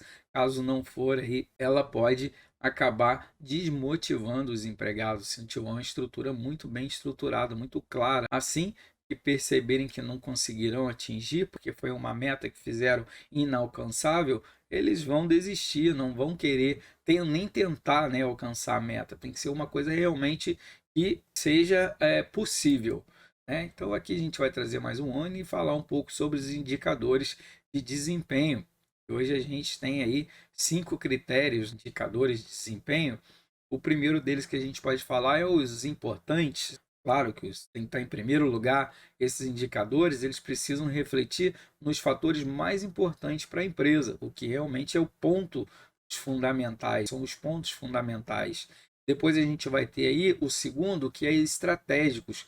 Ele vai englobar aí o objetivo desses indicadores, trazer aí o sucesso para a empresa. Exemplo aí, aumento nas vendas com a exportação, participação do mercado europeu, várias outras coisas que vai trazer uma evolução para a empresa, outras fatias de mercado. E os impactantes acaba sendo o terceiro exemplo aí, que ele vai exigir um patamar pretendido de exportação. Para ele ser alcançado, ele precisa muito do trabalho de todos os envolvidos, não só os recursos humanos de chão de fábrica, mas em toda a equipe como geral, como a empresa fosse uma só. E o quarto aqui, a gente vai falar das administráveis, né, como o domínio do indivíduo ou do grupo, né, você realmente todo mundo respeitar, todo mundo chegar junto para atingir, por exemplo, vou trazendo outro One aqui, para atingir as metas ou podendo ainda procurar uns recursos fora da empresa, um sistema ou no mesmo ambiente, vamos dizer assim, para poder alcançar todos os objetivos e as metas que a empresa tem em vista. Dentro disso ainda o último, que não é menos importante, que são os motivadores das pessoas, dos grupos, que motiva sempre ou percebido aí como importante, valorizado pelos envolvidos, algo importante, né? Algum indicador que realmente eles dão valor para essa fase, né? Então, seguindo esses critérios para determinação dos níveis desses indicadores, a gente pode falar aí que a gente precisa saber o histórico, né, do conhecimento e o comportamento histórico de cada indicador. A gente tem que dominar essas ferramentas, entender as alterações sofridas ao longo do tempo, como fatores ambientais, as ações do meio ambiente, fatores internos, ações da organização que podem influenciar nas alterações, por exemplo, aí, indicadores relacionados com os volumes de venda. Então, tudo isso aí pode modificar um pouco a estrutura e estratégia da empresa. E, claro, as técnicas, visualizar o sistema técnico. Pode aí que vai trazer para a gente conhecer tecnicamente o sistema que o indicador mede a sua limitação, até onde eu posso ir, equipamentos industriais, produtividade, não pode ser aumentada por um quadro mínimo de funcionário ou um quadro mínimo de máquinas ou de ampliação, né, que não tem suporte para isso, então já sabe que o limite dela é até ali. E ainda benchmark, né, que ele baseia aí nos níveis de índice alcançado por empresas, classes mundiais. Também tem as trocas de experiência, como as empresas aí de sucesso. Então é sempre bom você colar com pessoas e com empresas de sucesso, porque você vai refletir em você. Se você seguir pessoas certas, você acaba sendo certo também. Agora, se você seguir pessoas erradas, você acaba indo para o mesmo caminho. Foca nessa ideia que o sucesso lhe aguarda logo na esquina. E lógico que a gente não pode esquecer novamente de falar da motivação, aspectos motivacionais, e ajuda a todos. Falando nisso, a gente vai falar um pouco de indicadores mais utilizados, tem sido os da lucratividade, né, da produtividade também, não podemos deixar de fora, e existem outras, geral de lucratividade, retorno, capital investido, margem de contribuição, ou ainda o comercial, que envolve o volume de vendas, da participação do mercado, do mix de produtos que a empresa tem, e ainda contando, claro, com o fundamental que é a satisfação do cliente, não pode deixar de fora. Sem esquecer disso tudo, o principal para que tudo funcione, que é a logística, o atendimento dos pedidos, pontualidade na entrega, o custo de distribuição englobado no produto final, a precisão das informações de estoque, saber quanto que eu tenho em matéria-prima para ser transformada ou de produto em estoque para ser entregue. Então, com isso, eu tenho que contar com o quê? Com o nível de produção, produtividade, o rendimento da matéria-prima, o nível de qualidade. Eu tenho que estar isso muito bem claro, especificado para que eu consiga ter acesso às informações muito rápido, né? Muito objetivo. E, claro, o desenvolvimento, que isso que vai me proporcionar. Então, os novos produtos, novos serviços, inovações no processo para que tudo isso funcione. A parte financeira, por exemplo, ter em mente também os inadimplentes, né, os ganhos financeiros, achar o meu ponto de equilíbrio. E as compras, claro, o custo da matéria-prima, se não está aumentando, se está escassa, se não está, se está de boa qualidade ou não. E outros, como índice de acidente de trabalho, auditoria, segurança, redução dos custos fixos, colocar ele para variáveis, índice de poluição. São várias coisas que a gente tem que analisar. Como vocês estão vendo, ter uma empresa não é tão simples assim. Você precisa de ter uma equipe para que todos esses sistemas funcionem de acordo. Então, tem alguns desconfortos também iniciais nessa implantação do sistema. Não é só mil maravilhas. A gente tem a implantação desse sistema de remuneração variável, ele pode provocar desconforto psicológico, por exemplo, porque você vai trabalhar em pressão, então, tanto para as empresas quanto para os empregados, porque os estresses decorrentes das mudanças, você vai mudando conforme o mercado, conforme a agitação. Ele também pode ocorrer aí as atitudes dos empregados, muita pressão e ficar com os nervos à flor da pele, tornarem mais participativos, comprometidos com os resultados, motivados pelas tarefas. É isso que a empresa almeja. Mas pode ser que também, se a pressão for muito alta, as metas foram fora da realidade, isso acabe virando uma parte inversa. Então, falando em fatores de sucesso para que tudo isso seja realmente possível de ser alcançado, a gente pode falar sobre esse programa, por exemplo, para garantir o sucesso de implantação, que é importante conhecer os fatores com certeza de sucesso. Quando você sabe histórias de sucesso, fica mais fácil de você reaplicar ela, né? Se torna aí, por exemplo, como uma orientação, né, estratégica bem clara, alinhada com as diretrizes estratégicas, né, comprometidas com a liderança, por exemplo, sendo bem flexível, tentando alcançar as metas que serão com certeza desafiadoras, né, com os objetivos que eles estejam aí ao alcance de todos, não seja uma coisa impossível, com uma avaliação contínua para ver se o que está funcionando e o que não está, consertar. Respeito às diversidades em nível hierárquicos, né, das funções, das atividades de negócio. Então, ter um respeito entre esses níveis, não querer passar por cima do outro. Uma separação entre a remuneração fixa e a variável, muito interessante também, que tenha isso bem claro, e a simplicidade, como aí indicadores de desempenho focados na realidade, não viajar muito na maionese, uma comunicação muito transparente. É isso aí. Então, como vocês viram, não é uma coisinha pouca, né? Chegamos quase aqui, então. Então, agora vamos falar mais um pouquinho só, já está quase chegando no fim, sobre a implementação, né? Então, tem como ser simples e transparente, facilmente assimilados por todos os envolvidos. Essa é a ideia. Que a equipe seja aí estudada, os projetos, desenhar esse sistema, como que você queria que ele funcionasse, identificar os indicadores de desempenho estratégico que pode ser melhorado ou não, calcular os ganhos que a organização pode ter caso tudo funcione, as metas sejam alcançadas, atingidas, definir as regras como data de pagamento, todo mundo sabe quando vai receber, terá direito, por exemplo, a regras para admitidos e demitidos, todos eles vão seguir a mesma visão, divulgar os resultados atingidos aos colaboradores, para que tenham já uma perspectiva de ganho no final do ano, né? Se for anual, o 14º salário, vamos dizer assim, né? A participação do lucro, e o conceito de melhoria contínua, identificando tanto as oportunidades implementadas como a melhoria do sistema, que pode ser modificado ao decorrer dessa nossa visão aqui. E agora a gente vai falar da lei que regulamenta a PLR, que é a participação nos lucros do resultado, lucros e resultados. E tem uma lei que vai basear isso, né? Não é algo que você simplesmente estamos falando. Tem a lei aí 10.101 de 19 de dezembro de 2000 que estabelece a participação do lucro dos resultados. Então tem uma lei realmente federal da Constituição Federal que promulgou esse aí no artigo no Congresso Nacional. Ali teve uma medida provisória e complementou aí a participação dos trabalhadores nos lucros dos resultados. Dentro dessa regulamentação, ele diz ali, ó, a participação nos lucros dos resultados será objeto de negociação entre a empresa e seus empregados, de comum acordo, descrito em comum acordo. Não é nada verbalmente, né? Documento real.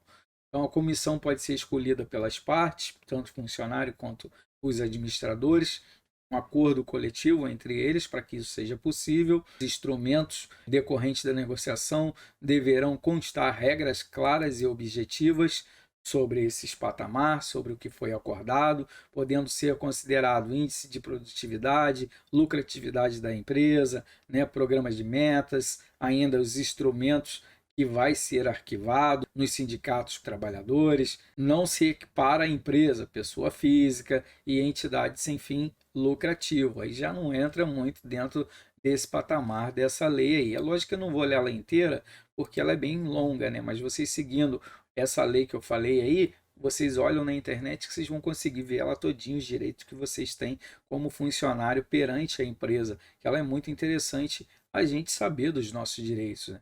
Então, vamos falar aqui sobre um modelo de indicadores setorial. Ele vai aqui nos trazer indicador do setorial, por exemplo. O que quer dizer isso? Da equipe, né? A porcentagem de eficiência, como que eles vão fazer para calcular isso tudo. Então aqui a gente vai ter, dentro dessa colocação, o cálculo total do tempo necessário para ele poder ter um aumento ou coisa parecida, o acompanhamento diário da sua evolução, os parâmetros mínimos aceitável, 87% da meta, ou ainda vai ter uma tabela para que vocês possam circular e consultar ela. Eu vou trazer ela junto aqui para a gente dar uma olhadinha, que vai ajudar vocês olharem ali, ó, eficiência e a participação, quanto por cento você consegue alcançar, se está dentro dessa, se você alcançou, você está dentro dessa remuneração, se não alcançou, não tem como. Então, regra bem fácil de você visualizar. Então, esse indicador, que a gente chama de global, mostra para a gente a melhoria no atendimento, por exemplo, do cálculo ali, então peças faturadas, peças vendidas, acompanhamento quinzenal, parâmetro mínimo de aceitação, 90% da meta. Aí também tem a tabela de incentivo, que é essa outra que eu estou trazendo para vocês aqui, e tabela de incentivo, e a gente consegue ver aí de participação como ela vai funcionando. Ele reduz aí as despesas também nessa mesma tabela de cálculo, né? Uma muito semelhante. Ele tem aí o total da despesa, acompanhamento mensal, o parâmetro aceitável de 4,5 sobre a meta, tabela de incentivo, que a gente vai ver aí, que eu trouxe para vocês ali, que já até saiu, passei rápido, né? Mas ainda trazendo um modelo global de redução de despesas. E aí a gente vê aí despesa pessoal, administrativa, financeira. Aqui só, claro, um simulado, mas é para vocês terem uma ideia de como que ela funciona, como a gente tem uma visão dela entre os números aqui. E agora a gente vai falar do modelo de indicadores do programa de participação dos resultados e lucros. Por exemplo, que ele vai trazer aí uma tabela para nós do faturamento orçado à vista, por colaborador, o lucro líquido mínimo. Então ele traz aí bastante coisa relacionado a esses deveres. E assim a gente termina. Visualizar, o slide está saindo, vamos aumentar aqui um pouquinho, a gente consegue finalizar essa unidade, unidade 2, como vocês viram, ela foi bem grande, né? Mas vai dar tudo certo aí, tudo beleza, e em breve a gente está com a unidade 3, beleza, galera? Fiquem bem, fiquem com Deus, já alcançamos 1.000 inscritos, já passamos de 1.000 inscritos, já está quase em 4.000 horas. Então, muito obrigado aí pela colaboração de todos, de vocês estão ajudando a valorizar o nosso trabalho, né? E saber que também ele está sendo útil para várias pessoas. E assim a gente possa se ajudar. Então, fiquem bem, fiquem com Deus e até a próxima aula. Valeu, galera! Até mais! Fui!